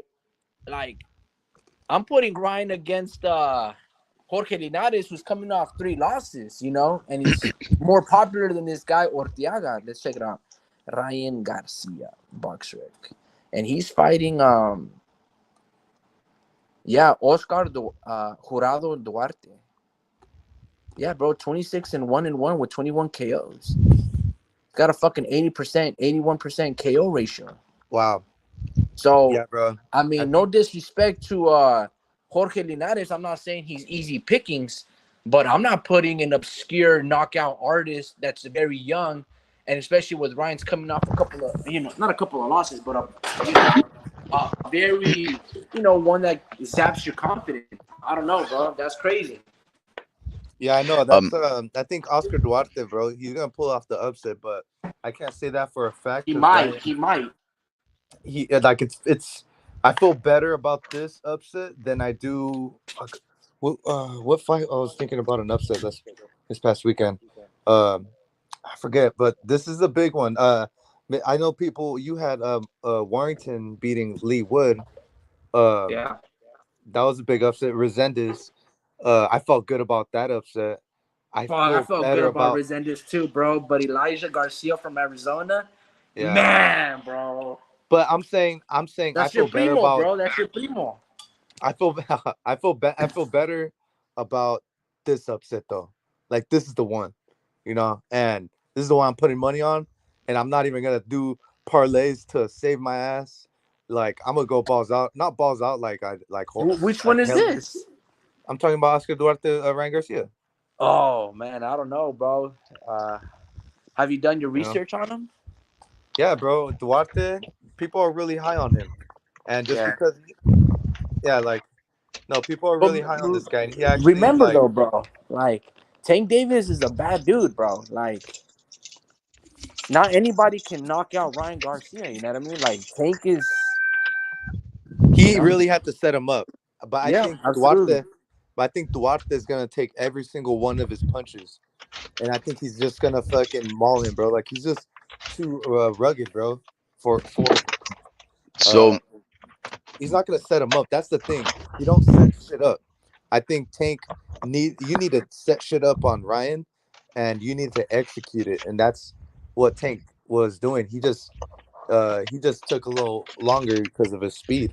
It's really just the speed, and I think Oscar Duarte is gonna walk through the speed. He's not gonna care. But yeah, I got Duarte, bro. yeah, there's many reasons why that's a very good fight to put money on, Drew. Besides all the things that you mentioned, the other thing is this. This is this is Ryan Garcia's first fight under Derek James, who has had two fights, almost three in a row that On he's what? I forgot lost. about that. Yeah, so that's a whole bunch of learning curve right there, Yeah, learning curvature that is just gonna make it so that those odds are even gonna favor the unknown and heralded but very opportunistic that just Mexican made fighter. me. That just made me want to put like 50 more bucks on Duarte. Yeah, so guys, one thing, it turns out that when I had gone live at some juncture in the live, some of our listeners popped in there. We have Mr. Vince Vargas. I wasn't able to see any of the chats come in, um, but Mr. Vince Vargas, I guess, I'm not too sure when this happened, but I just had to log off. When I got back on, I was able to see new chats. He says Regis and Kathy Lee. Man, I wonder when he wrote that, because I'm sure that it was very early on in the live when I was saying some dumb stuff, and that probably reminded him of Regis and Kathy Lee. It was ridiculous. A notion, thinking back at it, I used to be a young kid watching that redheaded lady and Regis talking and doing the gossip. That was fun.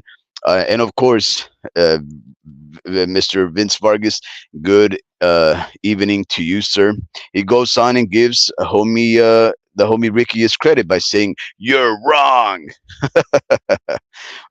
Thank you very much for that, Mr. Vargas. You like our content and you value our opinion. I appreciate that, and we appreciate you, Mr. Vargas. You've been our very first listener that engaged with us. You sent us a comment in the comment section of the lives. You have a very special place in this individual's heart, and in this channel, you really mean a lot. You know, you and Mr. Hurley and any other one of our listeners who actually engages us and interacts with us. So I guess I want to just end my diatribe by asking Mr. Vince Vargas if he is here. Um, Mr. Espinosa, the talking head for Showtime Boxing, when they asked him about Terrence Crawford, he said if Terrence Crawford can go up to fight Canelo, he should be able to go up to honor his rematch with Terrence Crawford. I think that means that they're trying to play hardball with them and say, hey, if you're willing to go in there, fight Terrence, fight Arrow. Why? Because this way he doesn't have to stay at 147. Because if he stays at 147, they're probably going to try and pit him up with Boots Ennis. If he goes up to 154, well, then he's going to have to fight Spence because it's a rematch and they're both there. And that's one way to have Canelo do whatever he wants. Because the other thing that homie Ricky said is that when they asked him about Canelo, he said Canelo will do whatever he wants. And he says something that I find very, very interesting. He said Canelo really firmly wants the Bivol rematch.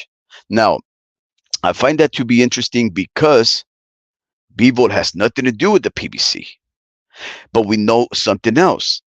Canelo is promoting these fights. And another third thing that we know is that PBC is looking for a home to see who's going to be broadcasting their fights. Showtime is only going to be promoting the big pay-per-views. So that means it makes sense for them to allow Canelo to choose his fights because they want to be the guys to promote the pay-per-view events. So they don't care if people crosses over. They don't care about PBC because PBC is likely going to go somewhere else. What do you think, Mr. Vargas? Do you think Canelo should have the power to say who he should fight, or should Showtime say, "Hey, I want you to fight these guys because these guys are the ones that are going to bring us the most money"? And that goes for you too, guys. What was your question? Should Canelo have the power to dictate who he fights to a network like Showtime, or should it be the other way around? Man, that's a good question. Does Canelo have? Should Um, he? should he? I mean, say he puts his asses on seats, bro. He does what he wants, bro. Like, yeah, still get that suck on. I don't know about promotions. Like, yeah, he does what he wants, man. He like fights who he wants, and yeah, man, he has all the power. Go ahead. Yeah, I would agree too, just because this is a very unorganized sport and a very individual sport, Hmm. you know, where it's not monopolized. Like, for instance, I would like one governing body, kind of like how it is in football. There's already a schedule set out, like how it is in NBA, hockey, and soccer. The show must go on regardless if a player gets hurt, but that's because it's a team organized sport. Boxing is the fucking Wild West. So, in essence, yeah, Canelo is bigger than the sport of boxing when it comes down to Canelo's career. Boxing cannot dictate Canelo's career. So yeah, it's a tough question. Like Vince says, I would like for boxing sometimes to pick Canelo's opponents. Like, I don't want you to fight Charlo. I want to see you fight David Benavidez and Andrade.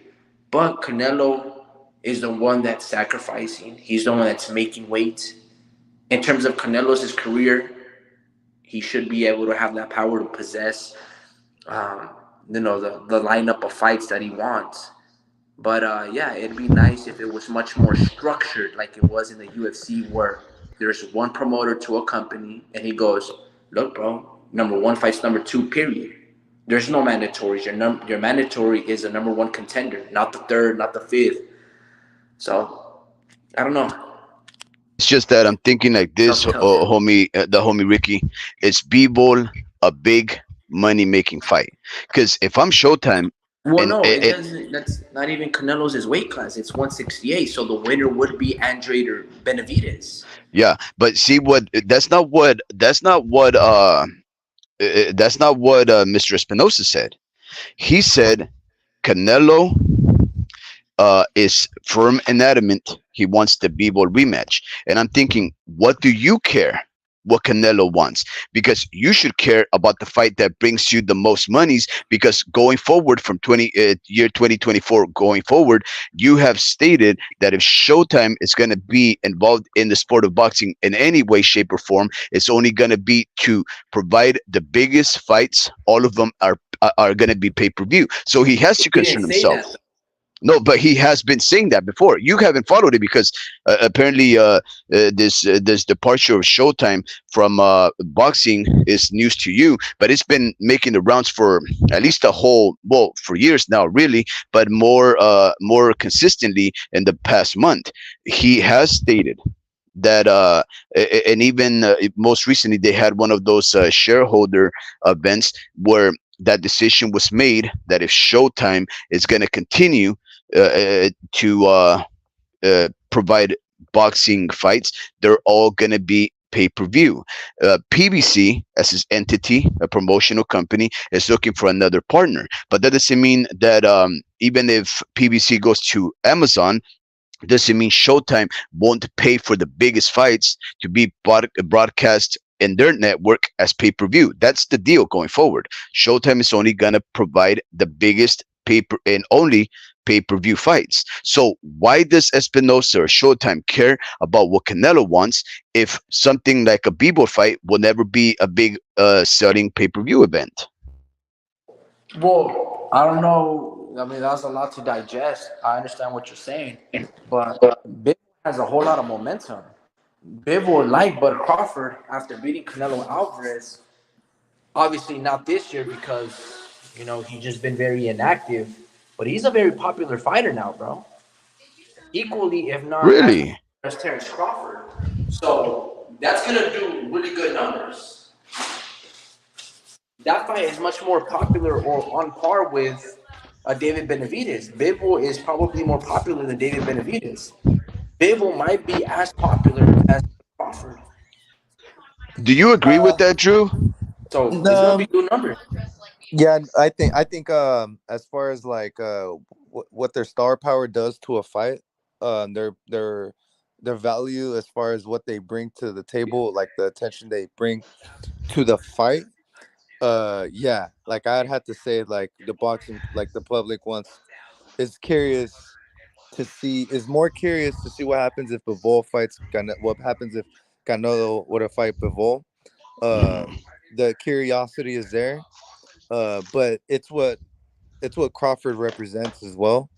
Um, I think he's slightly bigger, just because he's not only has a talent and all that, because Bivol garnered his attention because he beat Canelo, and he was like not as talkative, but not and now he's big. He doesn't really talk that much. He doesn't need to talk that much because his actions have proved that. So Crawford has done both. He's talked, and he's kind of he's been getting a little cocky, like lately. And plus he's black, so he's brings in a lot more people in the United States. So I would have to say so. Yeah, I'd have to say like just yeah, I would have to say just a notch above a Canelo. But man, that's like the green print right there is Mexican versus black. So I'd have to say I'd have to say that's the fight that would actually uh, do do big numbers, like huge numbers, like 1 mil, obviously over 1 mil, if they were to fight. But Bivol would actually get to that point, like almost to a mil as well. Uh, it would just you would get more, like more like black people would filter out from that fight. The the black um the black, like the fans of, not just blacks, but like people who really love Crawford and actually followed his journey since HBO. I feel Hmm. like those are the guys that actually love Crawford, the people who have been watching him. And I was gonna think right now, Bivol's also from HBO as well. So that's the coincidence right there. Uh, that just hit my mind right now. I just thought I didn't. I just totally forgot Bivol was HBO. But yeah, I think that's another reason why Bivol garners attention too, because there's people who been remembering Bivol, and honestly, every time I say I comment, I say I've been knowing Bivol for a long time. There's always someone that says, when? Since when? I've been the fan since here, So Oh yeah. people really get challenge you, because man, like, I can't really say that I've watched him on HBO. I actually seen highlights of him. First time I ever seen him fight was against Gene Pascal, and I only watched like 3 rounds, and I changed it, and I was like, good fighter, and that's it. So I can't say HBO. It's okay if you haven't.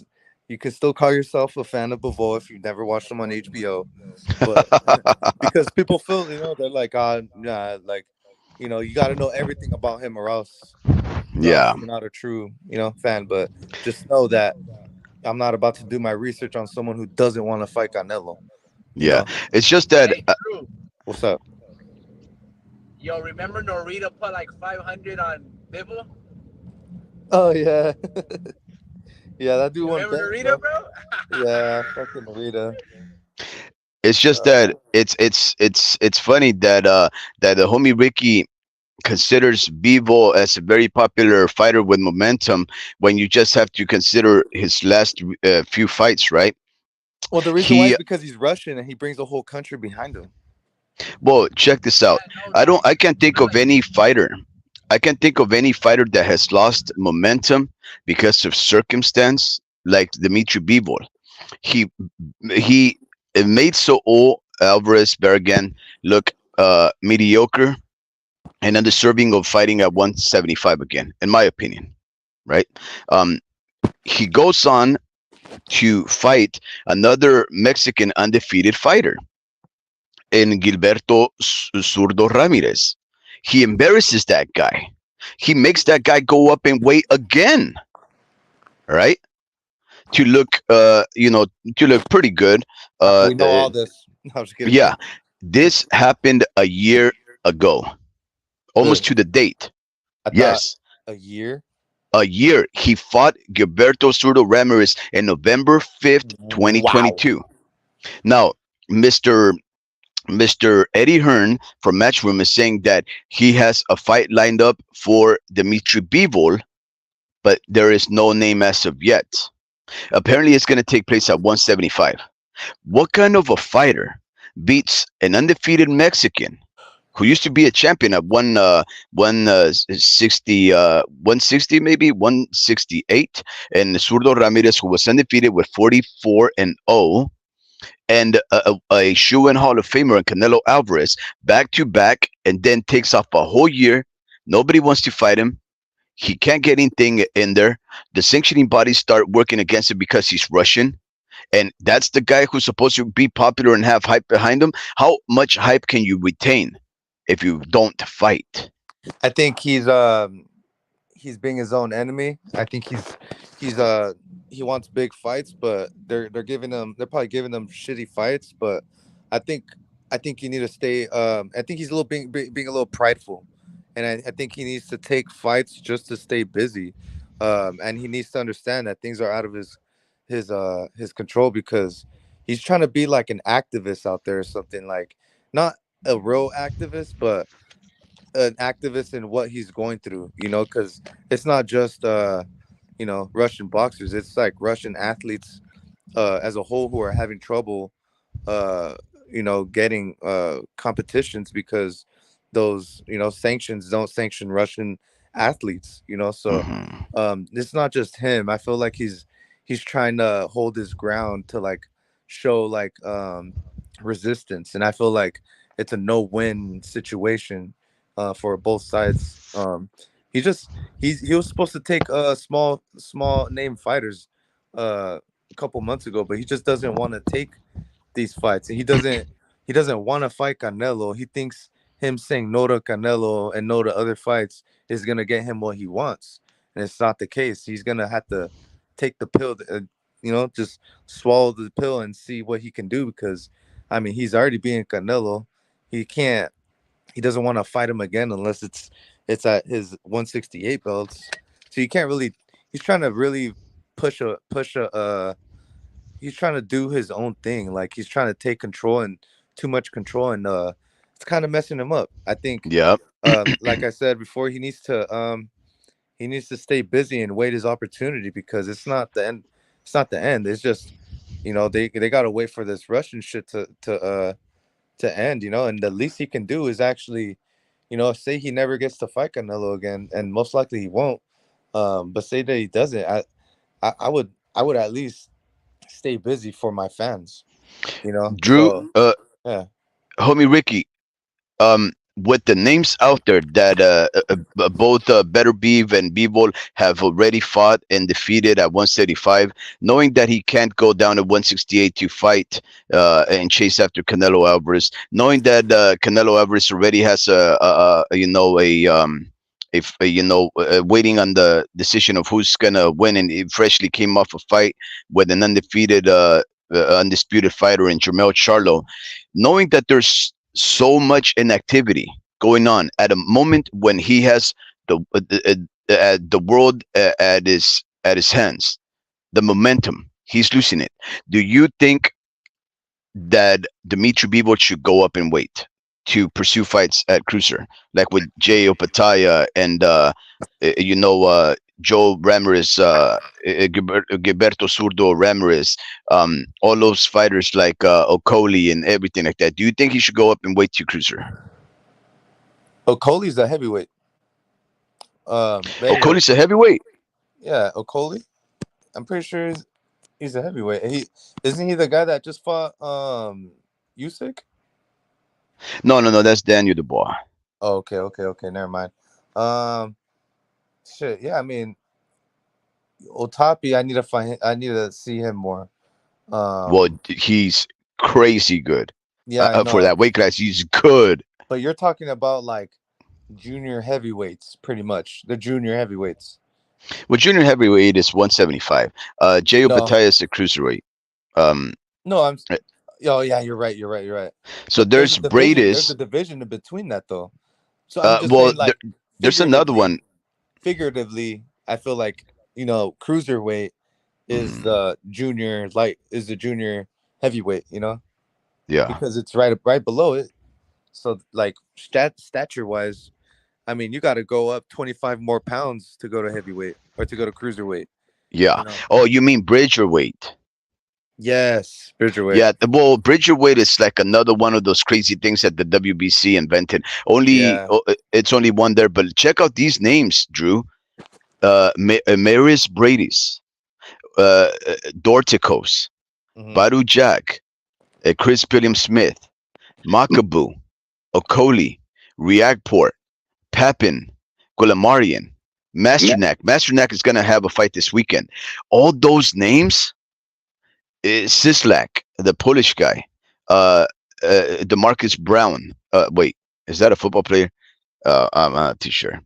All of these guys, Michel Rivera from no, that's 147. All these guys, all of them are names that I've heard of. All of them are very capable fighters. Rosicki, who just actually became the champ, um, all of those guys are fighters that he can take on. This is Bivol opening up doors for himself. If he can't get undisputed against Better BF, and he cannot go down and wait besides for Canelo and his cash grab fight, then he should just naturally go up. Yeah, I know. He's got the stature to do it. I feel like he should. It just sucks that big beater beef's right there. But yeah, no, I feel like he should move up, because I'm really curious about that Otapi fight. And Otapi's actually big though. He's like what, 6'4", I think 6'3", 6'4". So Oh, let me check. he's Yeah, a big that's dude, bro. And Bivol's like 5'11", 6 foot.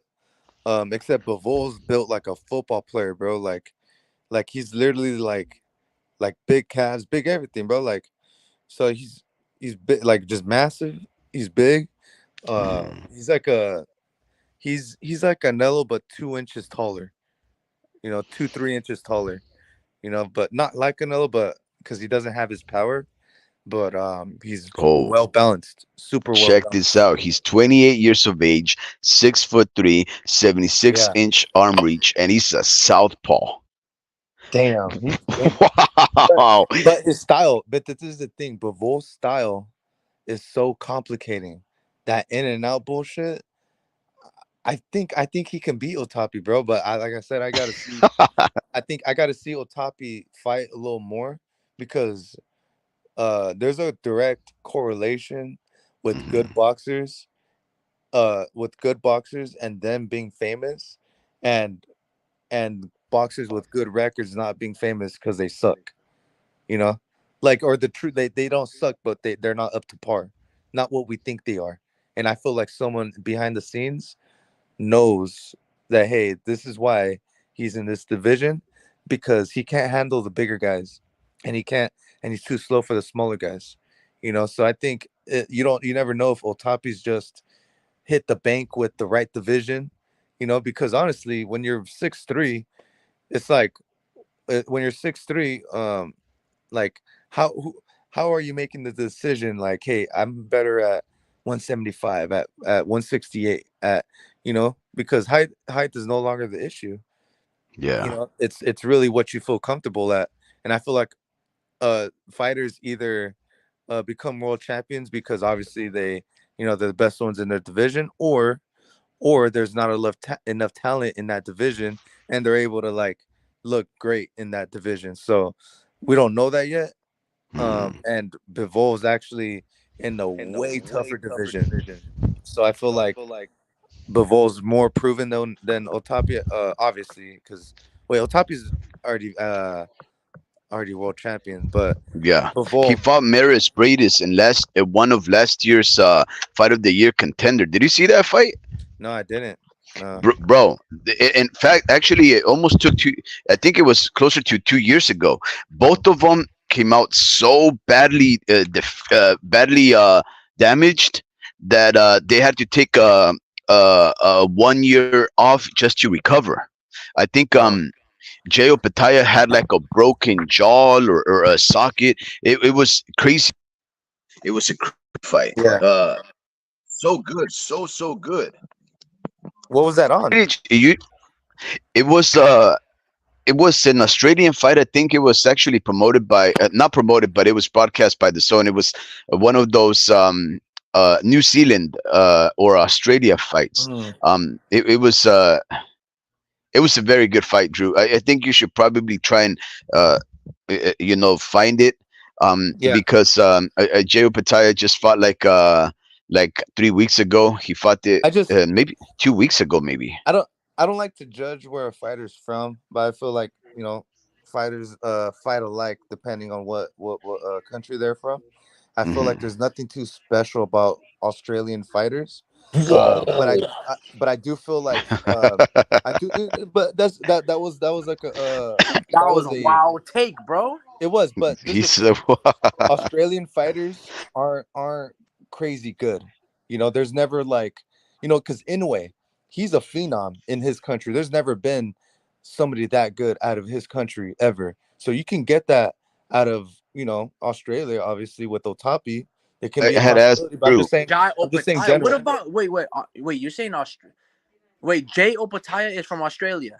I think so. Okay, what Or is New Zealand. Kinsu? Okay. What? He's Australian. He's an Aussie. All right, Yeah, I hold on, thought hold it was on. Australian. Yeah. So you saying some wild shit right there, Jew. Jay Opataya. Yeah, oh no, Australian. he's also from Australia as well. And so is Sam Goodman. And so It's is all Sam Goodman. Goodman. So And is he's George good. Cambosas. So Bro, is the you Amparo. wild right now, Drew. Are Damn. they great? Are any of them great? Not yet. Exactly. They're none of them are considered But great. hold on though. Oh Hold on. God. That was truth, didn't wasn't Jeff it? Look, Horn. the other That day was we Jeff said Horn Come on. isn't no, great. Drew. They are great. Well, Hold on. Jay Opataya and the Tim Hold on. Su are great. Why? Because Wait. the homie Ricky Hold and I on, Drew. agreed that the word "great" Stop. applies only to champs. Hold on, Speed. They're not great yet, but they've had a great moments. For But they're example, champs. George Cambosis They all lose eventually. beat Teofimo Lopez. Now, career wise, George Cambosis doesn't have a great career, but he did beat Teofimo Lopez, and he did fight Devin Haney twice. Now he did lose, You're but the talking fact about that the he still best. took the Devin Haney fights, He's bro, credit to him. he's Um, probably the best fighter to come out of Australia. I would Crazy. I would say so. Better Yes. than Tim Su. You Right just now, named the right best now. fighter. You If just Tim named the Su best were to fighter out of beat Australia. Jermell Charlo and become undisputed, obviously Tim Su. But I wouldn't say he's had a great career, Tim but he Su's not had a good, great bro. moment in his career. Jeff Horn Tim when Tszyu- he beat Manny Pacquiao. But look how one dimensional Tim Tszyu looked against Brian Mendoza. There's nothing too crazy good about these Australian fighters. They punch hard as fuck. They're fast. Bro, that let me tell you But that though. but Canelo Right then looked and one there. dimensional too. Power, Drew. Having power, bro, is one of the greatest skills a human being can have. No, you just In gotta the have sport of good form. boxing, especially. No. You can have great form, bro. It's IQ. It's IQ. Look at Devin Haney. He has all the great form in the world. He has But guess everything. Yeah, what? Because the fact that he can't crack hard, bro, he has to have great footwork. He true. has to have great defense. He has to have a great jab. He has to be great in everything else because he doesn't have But power. look at what Brian Mendoza Conversely, did. you can be so bad like Ryan Garcia, but have power. And guess what? You can get away with a bunch of shit. Look at Wilder. Horrible feet, horrible defense, horrible everything. But because he got the Alabama slammer, the power, it makes him great, dog. You feel But me? I just Like, and that it's not fair. It's not fair, but I just made It a makes good them fucking great, take. huh? I made a good take. I it's a think great take. Australian fighters It's a are one very dimensional. controversial take. Very Yeah, controversial. it's But Yeah. an yeah, arguable take. it's a good take because none of those fighters right now from Australia are great, but they can achieve greatness because They these can. guys are They're in young. position. They're in position Yeah. right now to be great. But Homie Ricky, yeah. what I asked Drew is in light of Dimitri Bivol not getting the opportunity to come down to 168 for a rematch of Canelo, the fact that he's been dormant for a year, the fact that he's having familial issues with his wife, the fact that all these sanctioning bodies have been restricting Hey, the opportunities for these Russian fighters to fight, the fact that actually just today, Mr. Bob Arum said that that Bivol, no, that Arthur Beterbiev is going to take another fighter who is not Bivol. What I asked Drew is, should Bivol go up to cruiserweight to take on the J.O. Patayas, the Reactport, the Macabus, the Badu Jacks, the Surdos, the Chris Billum Smiths, all of those guys? Those are all good fights, and he's not doing Well, nothing at I'm, 175. I'm gonna say this. Bivol, we've known of Bivol for a really long time. I put money on a draw because I felt like he was going to beat Canelo, but I thought Canelo was good enough to win 6 rounds. I was wrong. He was good enough to win no rounds because I rewatched the fight and I thought Jeez. Bivol pretty much pitched the shutout. Um, but 7-5, all three judges unanimous. Bivol. That being said, mhm. Bivol, hold on. You guys said about like 30 minutes ago about the fact that he has so much momentum, he lost it. So how could he be more popular than Bud Crawford? Is because every single Mexicano from the beautiful people in Mexico, they all know the name Bivol. They all saw him, not all, of course, but a lot of aficionados got to see him defeat Canelo Alvarez. Same thing with the Chicanos and the Mexican Americans here in the United States. Now, I would say more people that name right now. It's Bud Crawford's moment. This is Bud Crawford's year. no doubt about it. He took the way he dominated Errol Spence. It was man, bro, like that's crazy, bro.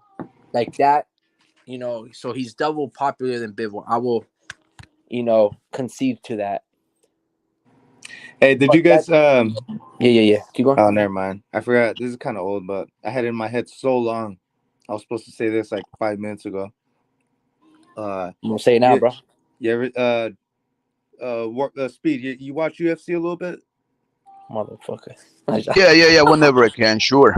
Everybody, Okay, that's your cup right there. you ever see the meme or the dude I don't know. Joe? What's the commentator's name? I forgot his name. Joe He's not Rogan? Joe. No, not Joe Rogan. His name's Joe too, but it's not BC. It's not Daniel Cormier. It's some other guy that's been there for a minute. Go Fournier. I forget Pollock or his last name starts with P, but he's like both of these guys are battling joint custody battles. You didn't hear about that? No. Like in the middle of the fight, he's all commentating. No. He's all commentating. He goes, both of these guys are fighting custody battles with their with their grandchildren, with their children. Oh yeah, I heard that, and then the other guy was like, "That's probably not something you." Yeah, I heard You that say? one. Saw that in the social media one. Yeah, bro. No, that was funny. Bring it up. Bring it up, the homie. This is Bud hard. Crawford's. This is Bud Crawford's year. So obviously he's a trending fighter. He's a more popular fighter. Anything that he says, anything that he wears, is just gonna be highlighted because, this is Bud. But Bivol is right on his toes in terms of landing that Canelo fight. But I will say this: I know you were saying something, Speed, that he should move up to cruiserweight because he can't land any fights at light heavyweight. And most likely he's not going to get that fight with Canelo at 168. I don't know, man. I think Canelo he's a very stubborn individual, and as well as he should, because everything that he's done in his life, he's exceeded, right? He doesn't want to fight David Benavidez or the winner of that fight, but he wants to fight Bivol. Yeah, he just wants that. I think that fight is going to happen next. The question is, wow.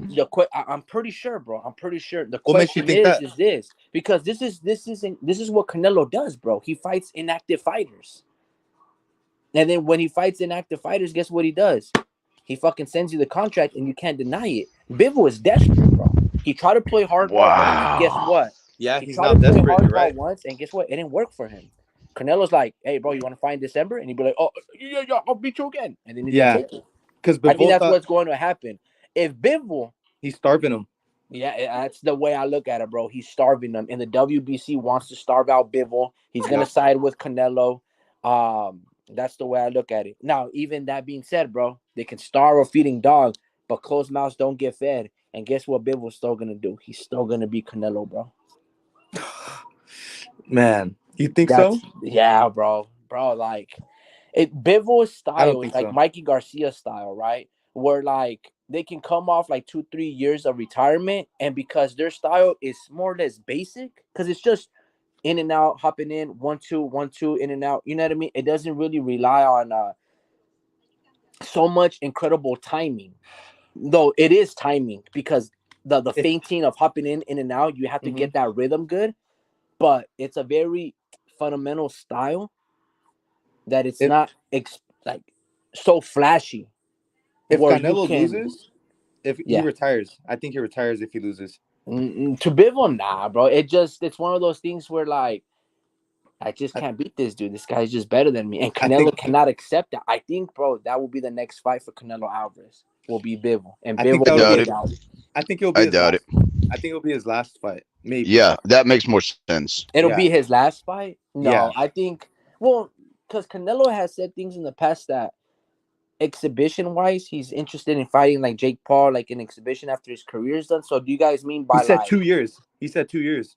Yeah, so I don't think his last fight will be Bivol. Like professional wise, like Floyd was with Andre Berto, or do you guys just mean like overall in career? What do you mean? What do you mean? But that was a real fight.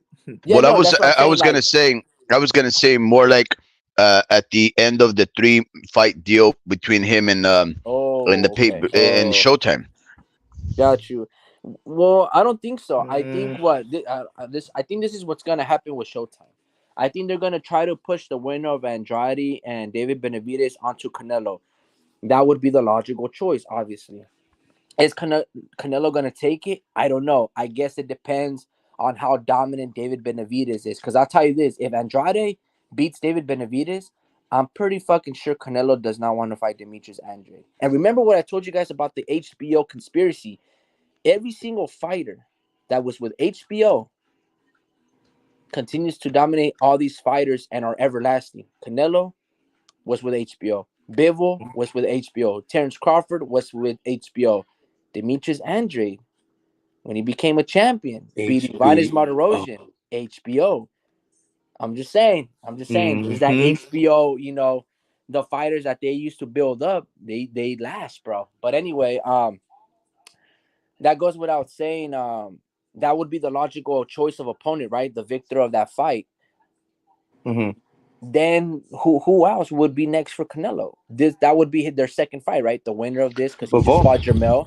That's It why I'm saying wouldn't be Bivol. Bivol because the zone is not going to give them Bivol. The zone wants to like build up Edgar Berlanga and Jaime Munguia and John Ryder type of fighters, and then Bivol for Canelo when he comes back to the zone, because Canelo's going to go back to the zone after he does his little PBC sweeping sweeping the I dirt, think so to speak. But if Canelo loses, he doesn't fight again. That's just my mentality. Like, or that's what I think. I think I the think next. Canelo will stop fighting if he were to get slept, bro.